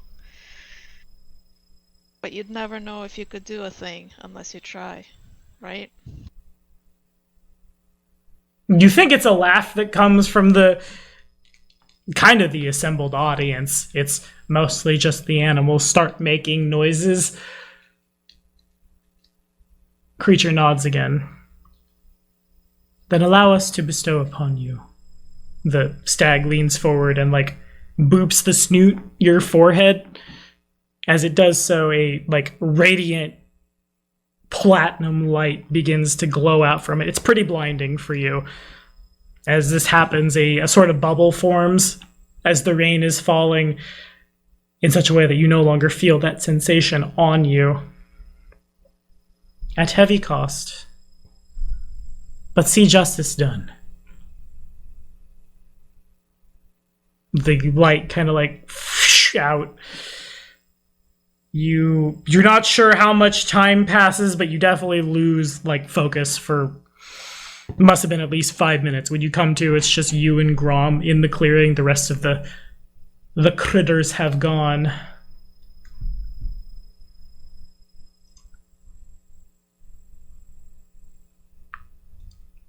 You feel yes. Okay. You imagine it will probably be raining all night. You feel incredibly taller at first, maybe the sensation. Reaching a hand up to your forehead, you contact something solid running up. You have horns. Then you think about it too hard, and the horns kind of like, the sensation is almost as if it shrinks down into your skull. Your template is a little more complex.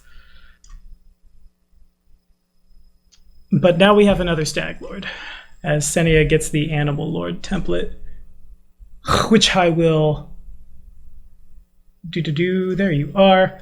The template in question is Hya, because all of the deer kind of suck, and I didn't want to kill your stats to give you this. We are using though we're flavoring it as new Stag Lord, a Megaloceros. Of course, the way it looks, other than the horns, but you can literally grow a gore attack now. Up to you.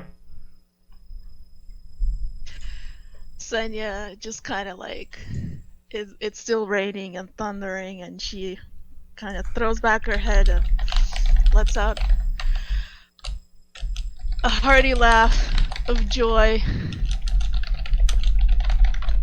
The And nature kind of like, and she kind of, good. you can feel her cry, like she kind of cries as she laughs, but the tears are lost in the rain.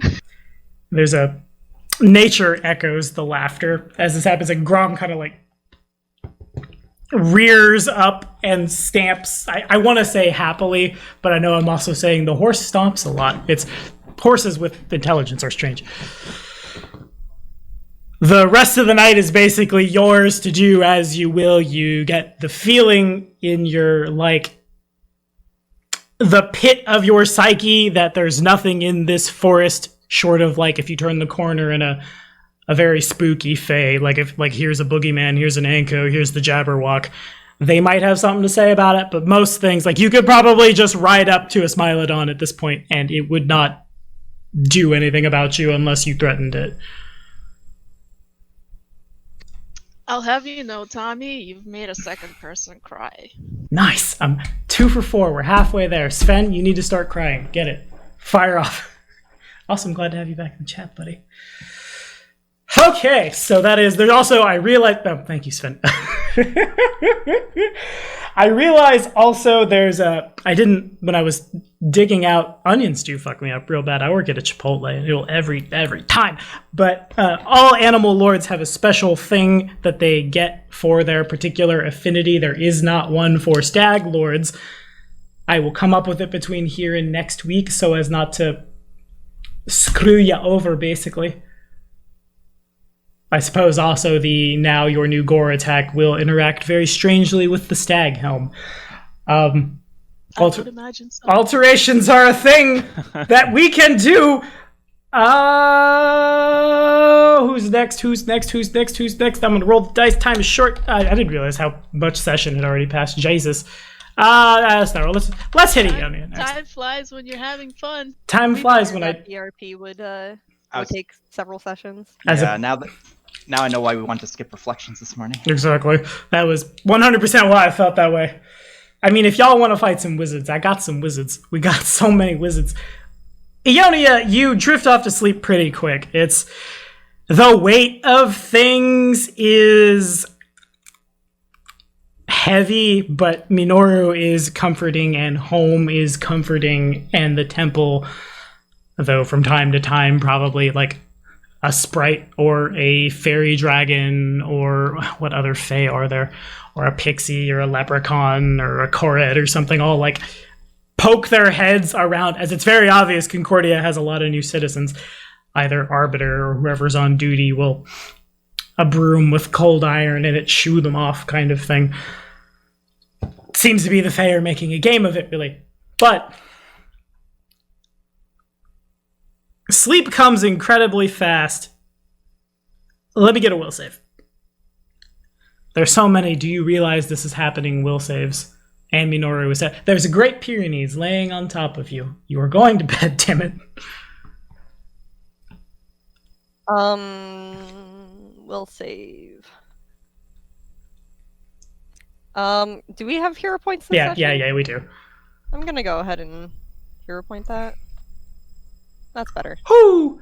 Okay, so the dream you have is very, very vivid, and at first, it's a little hazy for you, and then, like, as your consciousness shifts to a... I'm very good at explaining things with 90s references when I say the boss fight in Majora's Mask, that room, but I don't know if that translates for Nice. anybody. Thank you! Esker knows my soul! Hey, it is. We're basically the same guy. It's really Except for memorable. Metalocalypse. Yeah, Those ones. that's a big disappointment. I don't think he'd even like it. He doesn't get any banana stickers. Hey, just kind of an enormous oak tree on a hill and whiteness all surrounding you as you take this in. Wow, those details are a little too much. Oh, wait, that's because you're not just dreaming in your dream, and this will happen to everyone, really, when they dream in split seconds, instances, moments, a couple minutes at most, but for particularly powerful, psychically attuned individuals, it's not uncommon to enter mentally and sort of like pseudo-physically the dimension of dreams. It might be a little harrowing. Yeah, not quite astral projection. The dimension of dreams is its own separate thing where, like, you are not projecting your consciousness somewhere, more so like your dreams are their own separate entity in which you can manifest into. It's probably a little harrowing at first because the owner is like, oh god, if something happens to me here, it'll happen in the real world because I'm here physically. All of those dreams that you've had in real life of like, here's a horrible, terrible thing that happens to you, you're being chased by an axe murderer. The axe murderers in the dimension of dreams are much scarier. That said, the power of a psychic within this realm rapidly and quadratically multiplies. It is the demiplane itself is very mutable. Think it and it can happen here.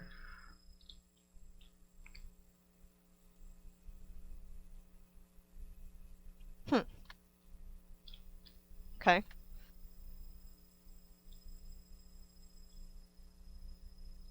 Did we lose Tommy, or am I supposed to be thinking something? Oh, no, it's on you. I'm here. Oh. My bad. Okay.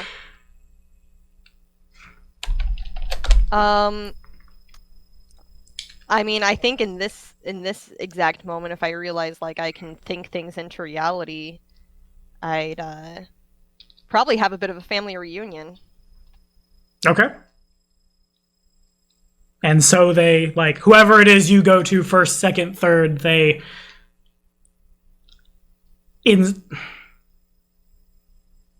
appear before you. in a sense, you have kind of created a simulacrum. In doing so, they are not real. You can't like summon someone into the dimension of dreams, but you can summon memories made permanent, or at least made into a construct. This feels very Black Mirror. Kinda. I don't know who exactly is summoned, but indeed they do appear. A particularly large, your brother for whom the dog is named, the ancestor you have been communing with, his little imperial pseudo-dragon, just snake weighing up and down and back and forth all over him. They all have whatever look you wish them to have on their face, they have, as they have been created by you, and they respond now and kind of to you in the way in which you ask them to.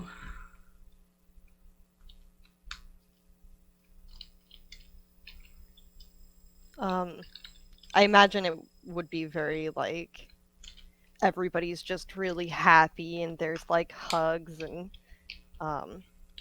it's probably a little unsettling, just kind of like realizing that they're more creations than the actual thing. Yeah, lots of just, oh, it's you. You were so brave. I'm so proud of you. But it's a lot of self-validation through imaginary other people. Yeah, kind of. And Ionia probably knows in her heart of hearts that is what you have created. Nevertheless, everyone, like probably out to like the second and third and 15th cousins and all the way up and down the family tree,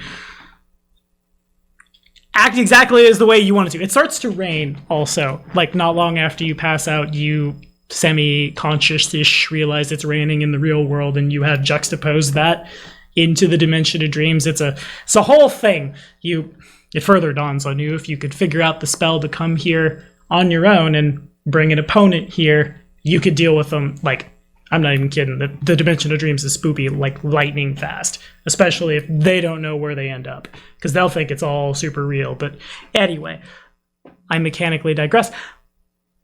As this goes on, as I imagine like food and water and wine and all the other things are brought out before this great tree, the ancestor that you normally call with occultisty stuff begins to act a little like not according to programming.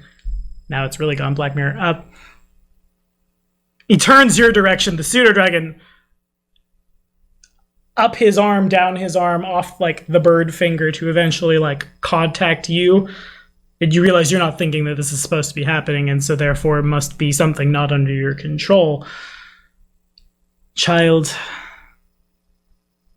bold of you to enter such a place in such a way. But I suppose bold is a good descriptor for what you've become. Quick side question. Can I see here? Yes. Sweet. And probably a little better than like on the material plane. If you wanted to project your senses as per a divination sensor, you could do it by thinking it. Cool. Imagination.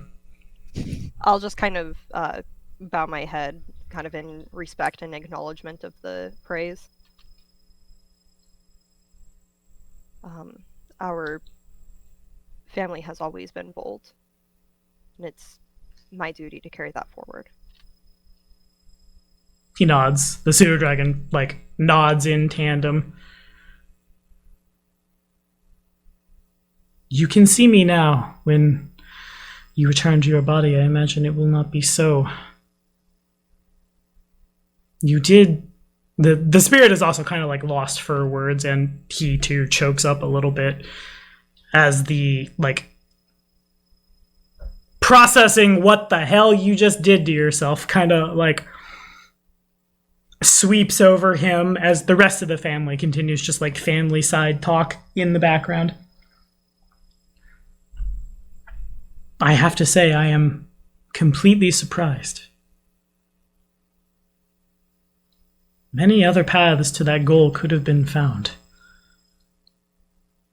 None would have been so rapid. He nods. He was wrong, you know. You are not weak. We are not weak. Your mother, as I understand her, not weak either. The situation is complex, but I think she would want you to know that she is on her way to a better place now, and because of you.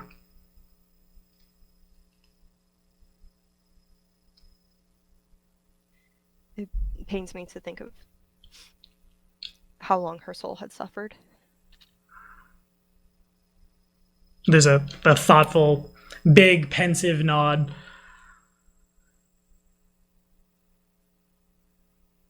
Yet we all suffer. The pseudo dragon begins flying a circle in front of him. Funny how these things are cyclical. Suffering. And he kind of like chases the pseudo dragon with his finger. Suffering glory, suffering happiness. I would like to ensure, and he kind of, you get a quick momentary brain freeze as the constructs you have created all kind of shatter. The ancestor shimmers and Avatar states several others behind him in that like pyramid formation, starting with like immediately behind him, your mother, your brother, your sister, and then farther back, inexorably on. They all kind of have this like expression of resolution, the without justice there can be no peace Kyoshi look on their face, but there is a warmth to all of them. Allow us to bestow upon you something that will ensure no one will call you weak again. There is a crack of lightning, and it is enormous. It is easily the biggest tree you have ever fathomed, and then bigger again because the dimension of dreams. It splits down the middle as lightning just down into it. In its place, kind of like jammed into the dirt, still kind of shaking, resonating with electricity. Of all the things in the world, a katana.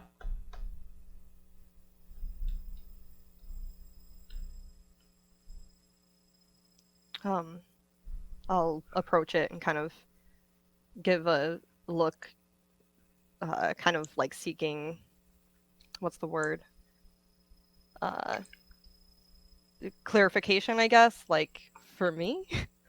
Your ancestors have all disappeared with the lightning. I will turn back then and just kind of take a moment looking at the katana, and I'll reach out and grab it, kind of give it a few swings. Okay. As you do, the hilt of the katana, where the cloth is like wrapped around it, there's a little like diamond pattern running. You notice this is probably where the resonating of the lightning is still coming from. These little, you'd almost call them amethysts. Then upon further inspection and maybe even like tapping them, no, they're a little too, they're not hard enough to be, no, they can't be gems. And then it dawns on you, dragon scales.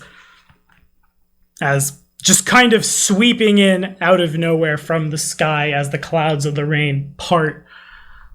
I want to make sure I haven't used one of these in a long time either. I gotta get my flavor text right. Descending from the heavens in a not quiet roar, it scales a sometimes blue, sometimes purplish, pinkish, kind of like all of the hues that the sky can ever be simultaneously. An imperial sky dragon makes its way down, inexorably. You never find the back of it as it serpentines down to eventually rest its massive head just kind of like right in front of you. Hello there. Turns its head. Hello. You don't know who I am, do you? Knowledge check? Yeah! Sure. This is like the third time I've been thrown for a loop this session. I didn't think people could do that to me anymore. Holy shit. Yeah, go for it. History would be good. Arcana would be good. So this thing is old.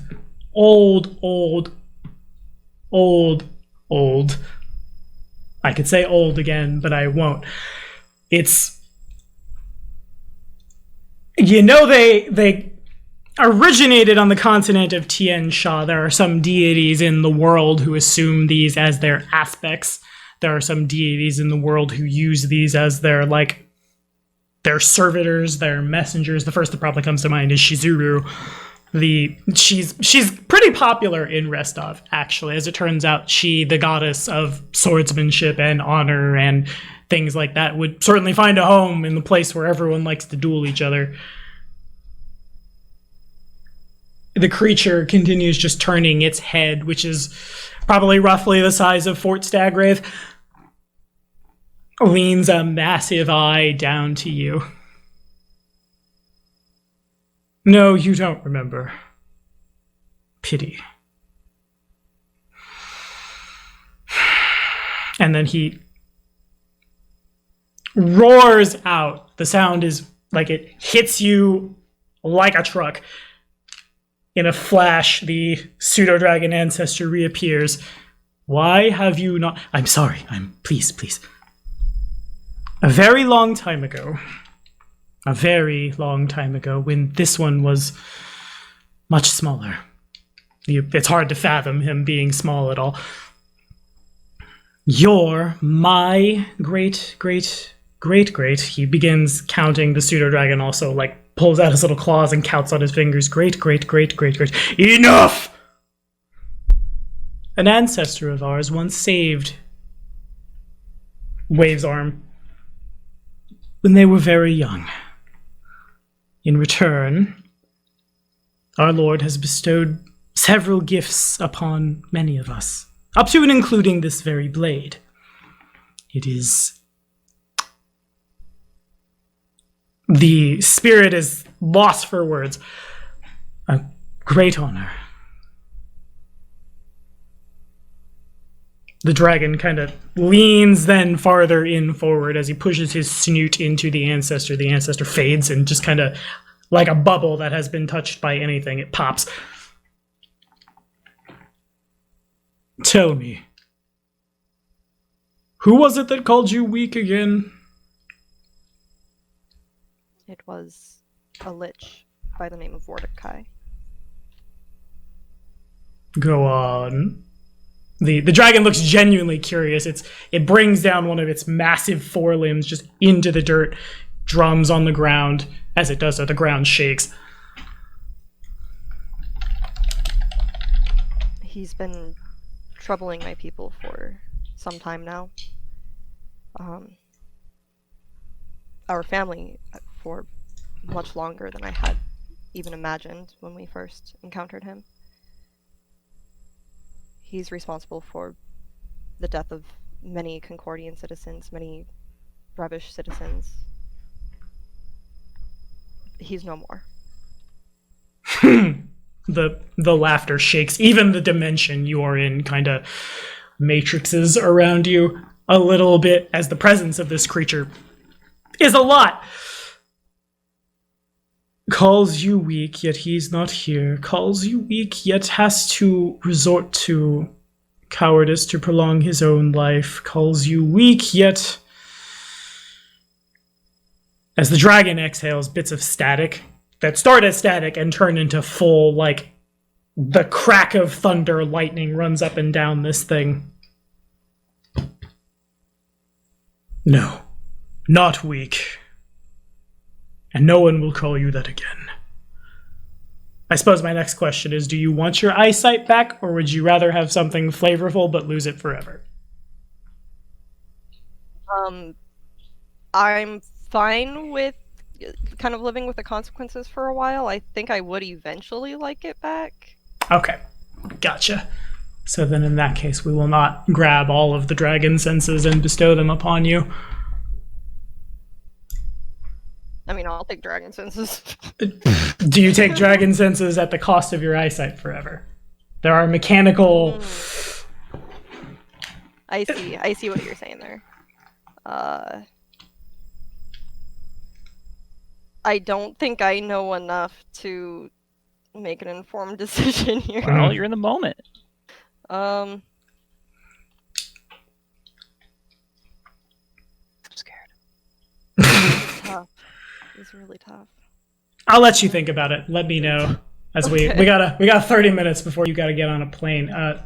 Again, flavor yours in the way you want to, except it came from your great grandpappy's best friend, Imperial Sky Dragon. It was so freaking hard to find a template that fit the occultist. I hope the half dragon does it justice. We appealed to the Tien flavor instead. Meanwhile, Artoris, you can't really sleep. It's you're not sure. Maybe it's the sound of angry Sylvan children bouncing and flying around the temple. Maybe it's the recent unpleasantness. Maybe it's some combination. Maybe it's just the storm. Not anytime soon, though. Yeah, he's probably grappling with his feelings right now. He's both like really proud of Ionia, but he's also angry with her for acting so impulsively. He's very frustrated with the state of reality around him, which is warped in a way that couldn't be more unpleasant for him. Yeah, he's probably having, and he's also grappling with what he's preparing to accomplish privately, so he's got a lot going on. Okay. So as you toss, you turn, you toss and turn. I don't know where Arbiter sleeps. Well, he doesn't sleep. I don't know where Arbiter is during the night. With me. Yeah, fair. Not like under the covers with me, but like in the room. That sounds easy. Just this big old steel ball that you sleep with every night, gears spinning. That's why Artoris keeps his hair short, because otherwise they'll get caught and it'll be very painful. At some point in the night, as you toss, you turn, you toss, you turn, and sleep never hits you, Arbiter just kind of like suddenly shifts that one massive eye down, looks upon you. Taxmaster. Yes, Arbiter. What happened? You are not... He flies down, like, right to your face. No, makes no sense. He turns up, down, up, down. Are you a human? I kind of look at him curiously. Yes. I detect the presence of an inevitable. What have you done with the Taxmaster? This is against protocol. Are you feeling all right, Arbiter? Are you feeling all right, Taxmaster? He scans. If Taxmaster you are. I assure you, I am myself. Kind of like leans in even farther, the sound outside of something being knocked over and the laughter of some Sylvan something or other. I close my eyes and just silently scream. Before opening them again, and then I kind of look at my hands. They seem to be my hands. Are you sure? I have never been more sure. Scans more. The closest inevitable to my presence is, and he floats to, like, as if to measure the distance, and then lands at, like, the 3 feet mark. 3 feet, 2 inches, 0.5 centimeter, and, like, down to the minutia. I get up and I'm look around. I'm still privately pretty concerned that something might be wrong with Arbiter, but I start looking myself over. As you get up, there is the sensation probably isn't pleasant in your shoulder blades, but the sensation indeed is as something bursts out. I suppose that it's probably just like a muscle that has been not feeling the best for a little while that you needed to stretch out, and then the stretch out happens. So at first it's like, that sucks, followed immediately by just a relief. How tall are you? You're about like 6 foot. Yep, 6 foot on the nose. How big is the room you're in? That's a good question. Probably it's big enough for a desk, a bed, my shrine. Because you gotta have, for a creature to sustain flight with wings, the wings must be, I think the wingspan has to be double their height. Okay. So I have to imagine something is knocked over, at least Arbiter is. Turning, looking in the mirror, I don't know what inevitables have wings, but I'm sure something does.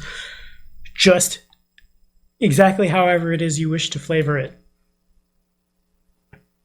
Okay. Yeah, so I would imagine kind of like similar how I was going to flavor certain lesser wings of flying, that it would be kind of clockwork-esque in its, like what's, I don't know how you describe it, like the outer like edges of the wings, but then the wings themselves are kind of like, sort of like arbiters where they're sort of like metal, like, but designed to look like feathers, but they're not actually feathers. It's sort of how I would imagine that. Okay, makes sense. So they are mechanical, but they appear to be angelic. Right, yeah. I don't even know how to react to that. So it probably, Arcturus would be speechless, of course. Probably trying to understand how this happened. He would be, I imagine, such a thing would probably fill him with like a kind of almost preternatural calm that he really could use right about now. And I'd imagine after he felt that kind of and saw it, he would look to Arbiter. Arbiter? Yes. Am I an inevitable? I've said that 3 times. How could this happen? He wants to say something very smart-assy about how you could ask Abadar, but that's on cooldown right now. He does not. There is as he goes to respond, there is a crack of lightning, followed by a lot of very, very scared voices in Sylvan. From the main chamber? Yeah, and kind of all around as you hear him just fleeing the temple. In some cases, it moves too fast for a normal creature to be able to move, right? They're just almost as if they were flung by some kind of force. I would go investigate if it was coming from outside the room. Okay, so despite that loud sound, as you go investigate wherever the hell is that Ionia is sleeping, she's still just out. Looks to be having the deepest REM sleep you've ever seen in your whole life. Okay. The temple itself kind of radiates this, not really a glow, but I guess a feeling, a determination, something within it, as if it was a different temple itself, or maybe even in a different place. The air feels cooler and more controlled. The windows shine a little brighter. Don't know if he's watching this, but thank you, Luke Evans, for your support on Patreon. Just got that email. Haha. But several runes have also appeared like in patterns in the flagstone. Does Arcturus read Celestial? I think I've asked you this like 6 times this campaign. He does not. He still doesn't. No. Dope. Tommy will remember this. He said that last time. He won't remember this. Believe me. Just like kind of like faint glows. Arbiter flies in. Taxmaster, did you ward the temple? I don't believe so. Would that I could. They are, and just kind of like zooms out to the door. Come here, please. I go right along with him. And the perimeter of the temple has been the similar runes, but condensed into a tiny little, maybe like yay bit. You can't see me. Thumb and bird finger, or rather, thumb and pointer make the rectangle about that big, just ringing the temple, runes in celestial that glow. There are several fae that like line it and look on. They, we'll say a satyr. I haven't used one of those yet. Kind of like leans its hand forward to cross the barrier, then finds it cannot. Get out of here, Lyrcanos. Nah, I thought about bringing him in, but we'll see. Give me a couple weeks.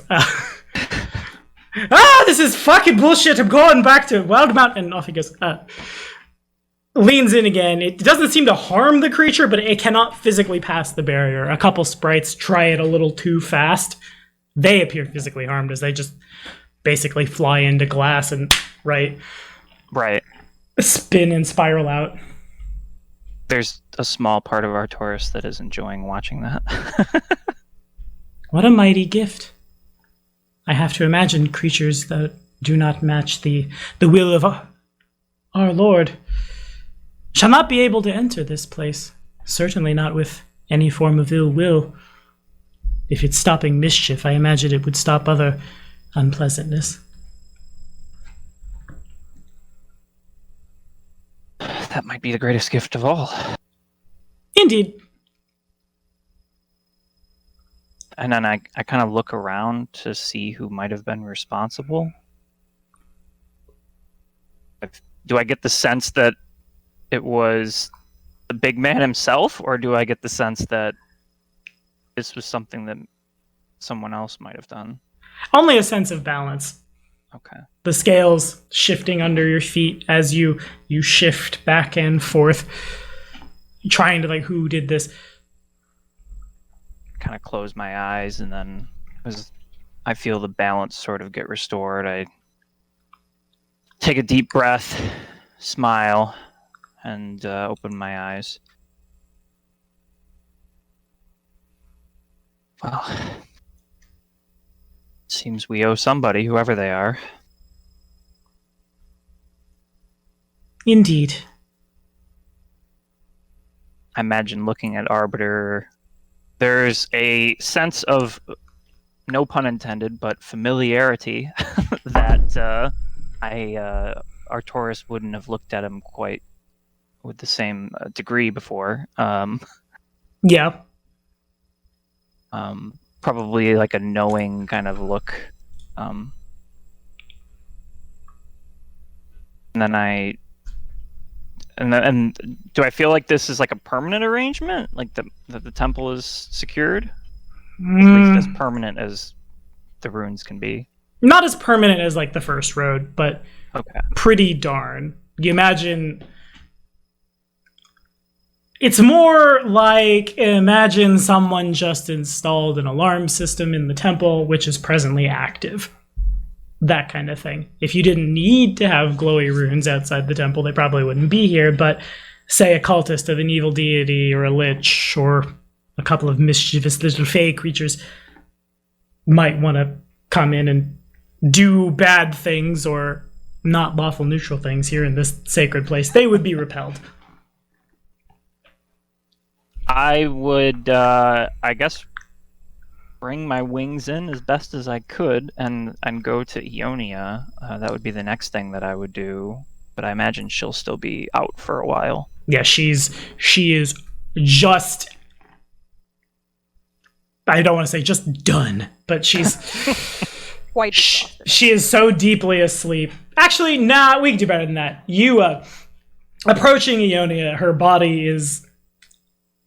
It's probably a little jarring at Fred, probably more than a little for y'all's relationship, as, like, electricity is running up and down her form, and like Boromir, she clutches an obsidian katana, just, like, on her chest.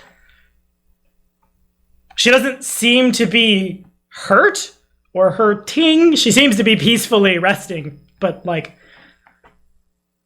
a lot is changing. She's also gained probably about 45 pounds of muscle. Whew. As her strength score just went up by 8, so... Yeah, I would, I guess feeling confident that if she's still within the war, like all the other things that were awful got kicked out, so if she's still here, then whatever was responsible for this is presumably also at least okay with whatever's happening to her, and I would defer to their judgment. And for the rest of my evening, I would probably stay with Arbiter and watch over her. One might even say keep watch over her. But okay. So then with that, the night passes, the morning passes, it's still raining. It's gone from cats and dogs to, like, ferrets and hamsters in the morning. It's like, it's no longer a severe thunderstorm, but the rain has probably set in for a little while as all of you awaken feeling refreshed, feeling incredibly different, feeling at peace, dare I say, feeling the myriad of feelings, truly, that one must be feeling after coming back from what you just did. With 10 minutes of session left, the floor is y'all's. So I have, actually this is perfect because this will be short and Tommy. I love how you flavored something because I didn't know how I was going to do this. I was struggling with it, and now I know exactly how I'm going to do it. So I now have, and this isn't even part of the template, but I now have a daily preparation that I need to make each day. And it happens the moment I basically grab my sword. Are you going to do it to Old Boy? I mean, you've set the stage. Okay, fair enough. I assumed you'd be like, must immediately find good deity to help me. Shit. Oh. But if you want to, yeah, no, sure. That works. Your alignment is within one step of Sharon's. So as Cato rises from his bed, wondering if everything that just happened was a dream, maybe? Some kind of hallucination. He once again rounds his bed table, looking at himself in the mirror, and the eyes still yellow, the skin still pale, and shudders for a moment. This is going to take some getting used to, that's for sure. But, there's work to be done, so he grabs his clothing, he pulls a hood over his head as he wants to, for at least for the time being, try to conceal his skin as best as he can from any he might, pass by. Grabs his scabbard, and the moment his hand clenches the blade,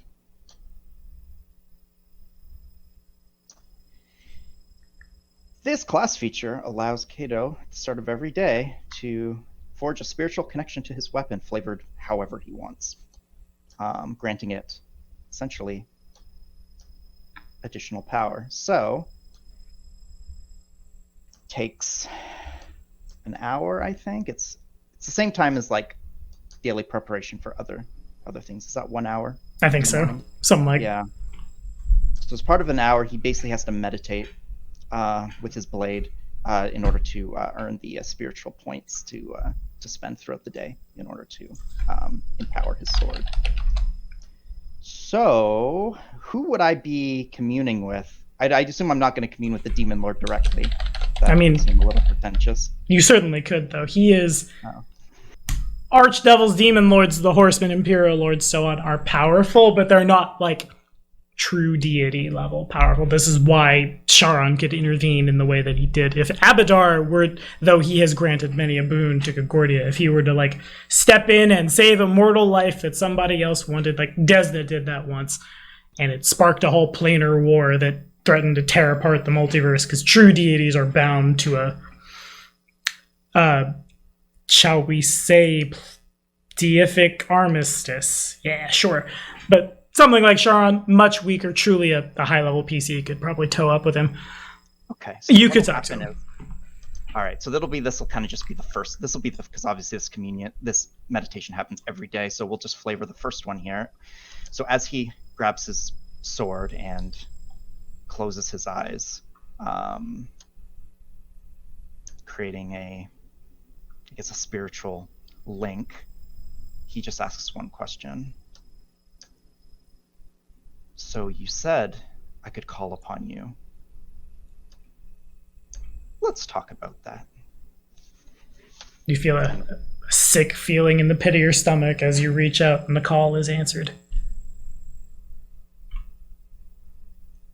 I think I cut you off though, so. No, that's good. I wanted like kind of a dramatic sort of fade to black at the end of that. You know, it's kind of like dun dun dun, and then Indeed. the next scene is as he like steps out of his quarters with the blade at his hip, having made a deal with the devil, basically.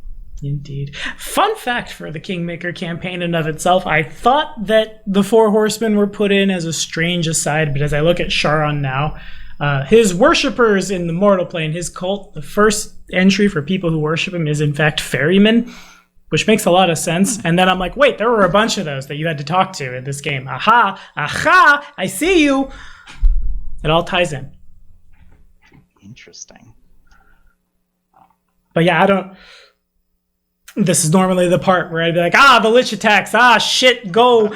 I don't know what to do with the last 7 minutes. The floor is y'all's for the first time in like 3 months. What the hell do you do? For starters, would like to go ahead, yeah. I am going to take the dragon senses. There it is. Dun, dun, dun. Okay, fair enough. In such a way, by powers vested in me by Paizo Productions and all of y'all's support on Patreon, more than that, Ionia may never retain her eyesight in the using eyes to see sense evermore, which I sort of like, because truly a mid-level PC could destroy the Oculus of Abaddon by blind myself, hit this thing, restoration, all good. And it's the easiest way to cheat that. Where are the consequences? We found him. We're living them. Living them. Zeresh, you're so brave. Like I'm fucking stunned. Respect for you right now. Like you did, and then to lock it down, it's like holy fuck. I was seriously shaking. This has been a emotional session for me. Yeah, no, it's. Yeah. Sorry, I was just about to read. Yeah, go ahead, Tommy. Go ahead. I think we're about to say the same thing. We're saying the exact same thing here. I think we're just gushing over Zeresh right now. Yup. I did want to say, in respect to their time, like what I would like to do is like start calling like a big council meeting and planning out our okay, what do we do now? But we need to take a head count. That's that too. But that's all very time consuming. I know we have 5 minutes and they have a. They gotta go right away. So I would be okay with cutting off 5 minutes early and picking up the council meeting at the top of next session, if there's no objections to that. I would just say first thing in the morning, even before they said anything about the wings or the crackling lightning or the katana or any of that, as soon as she woke up, Arcturus would be there and he would say, "I'm sorry," to Ionia. For what? Being a for dick my words yesterday. As you can sense, his form has gotten much bigger, and you can see that she, her skin has turned kind of a faint bluishy, purplishy, almost as if scales have appeared under them. Her nails are considerably sharper. Ooh. Probably I have to imagine she has resting Super Saiyan 2 face. Right? That constant aura and energy. No wings, because an Imperial Dragon flies magically, essentially. But like real powerful, like radiating from her. And her, it's like strength +8, con +4, int +2, chop +2, something like. So she is Con +6. so she's fucking built Beefy. overnight. Just I'm looking more like an orc than I've ever looked. pretty much. I am no longer mostly human. And a katana can do strength and a half damage when you go into melee with it. And I'm just now realizing that. So Yeah. Yeah, I already have that set up on my sheet. good. Oh, because you can two-hand the katana. What if there was a wait? Hold on. There's a. Are you super sold on a katana? Because there's a two-handed variant. I am super sold on the katana because I took the level of Aijutsu in order to get my int to AC. Right. And Okay. that requires katana. I want to double check the Nodachi, because if the Nodachi is treated as a katana, okay, it's not fair enough. Womp womp. Oh well, it's still super dope. So many crit fishers, so many templates. Please remember to like and subscribe to watch me regret handing everyone DR of fly speed and spells. How even will I challenge the reclaimers moving forward? Well, you'll have to show up next time to see, won't you? Thank you guys for your support. Thank you guys for watching. Holy fuck, I need to process this episode. They gotta catch a flight though, so I'm gonna get out of here. Say bye, y'all. Bye, y'all. See ya. Bye now. Thanks, Tommy.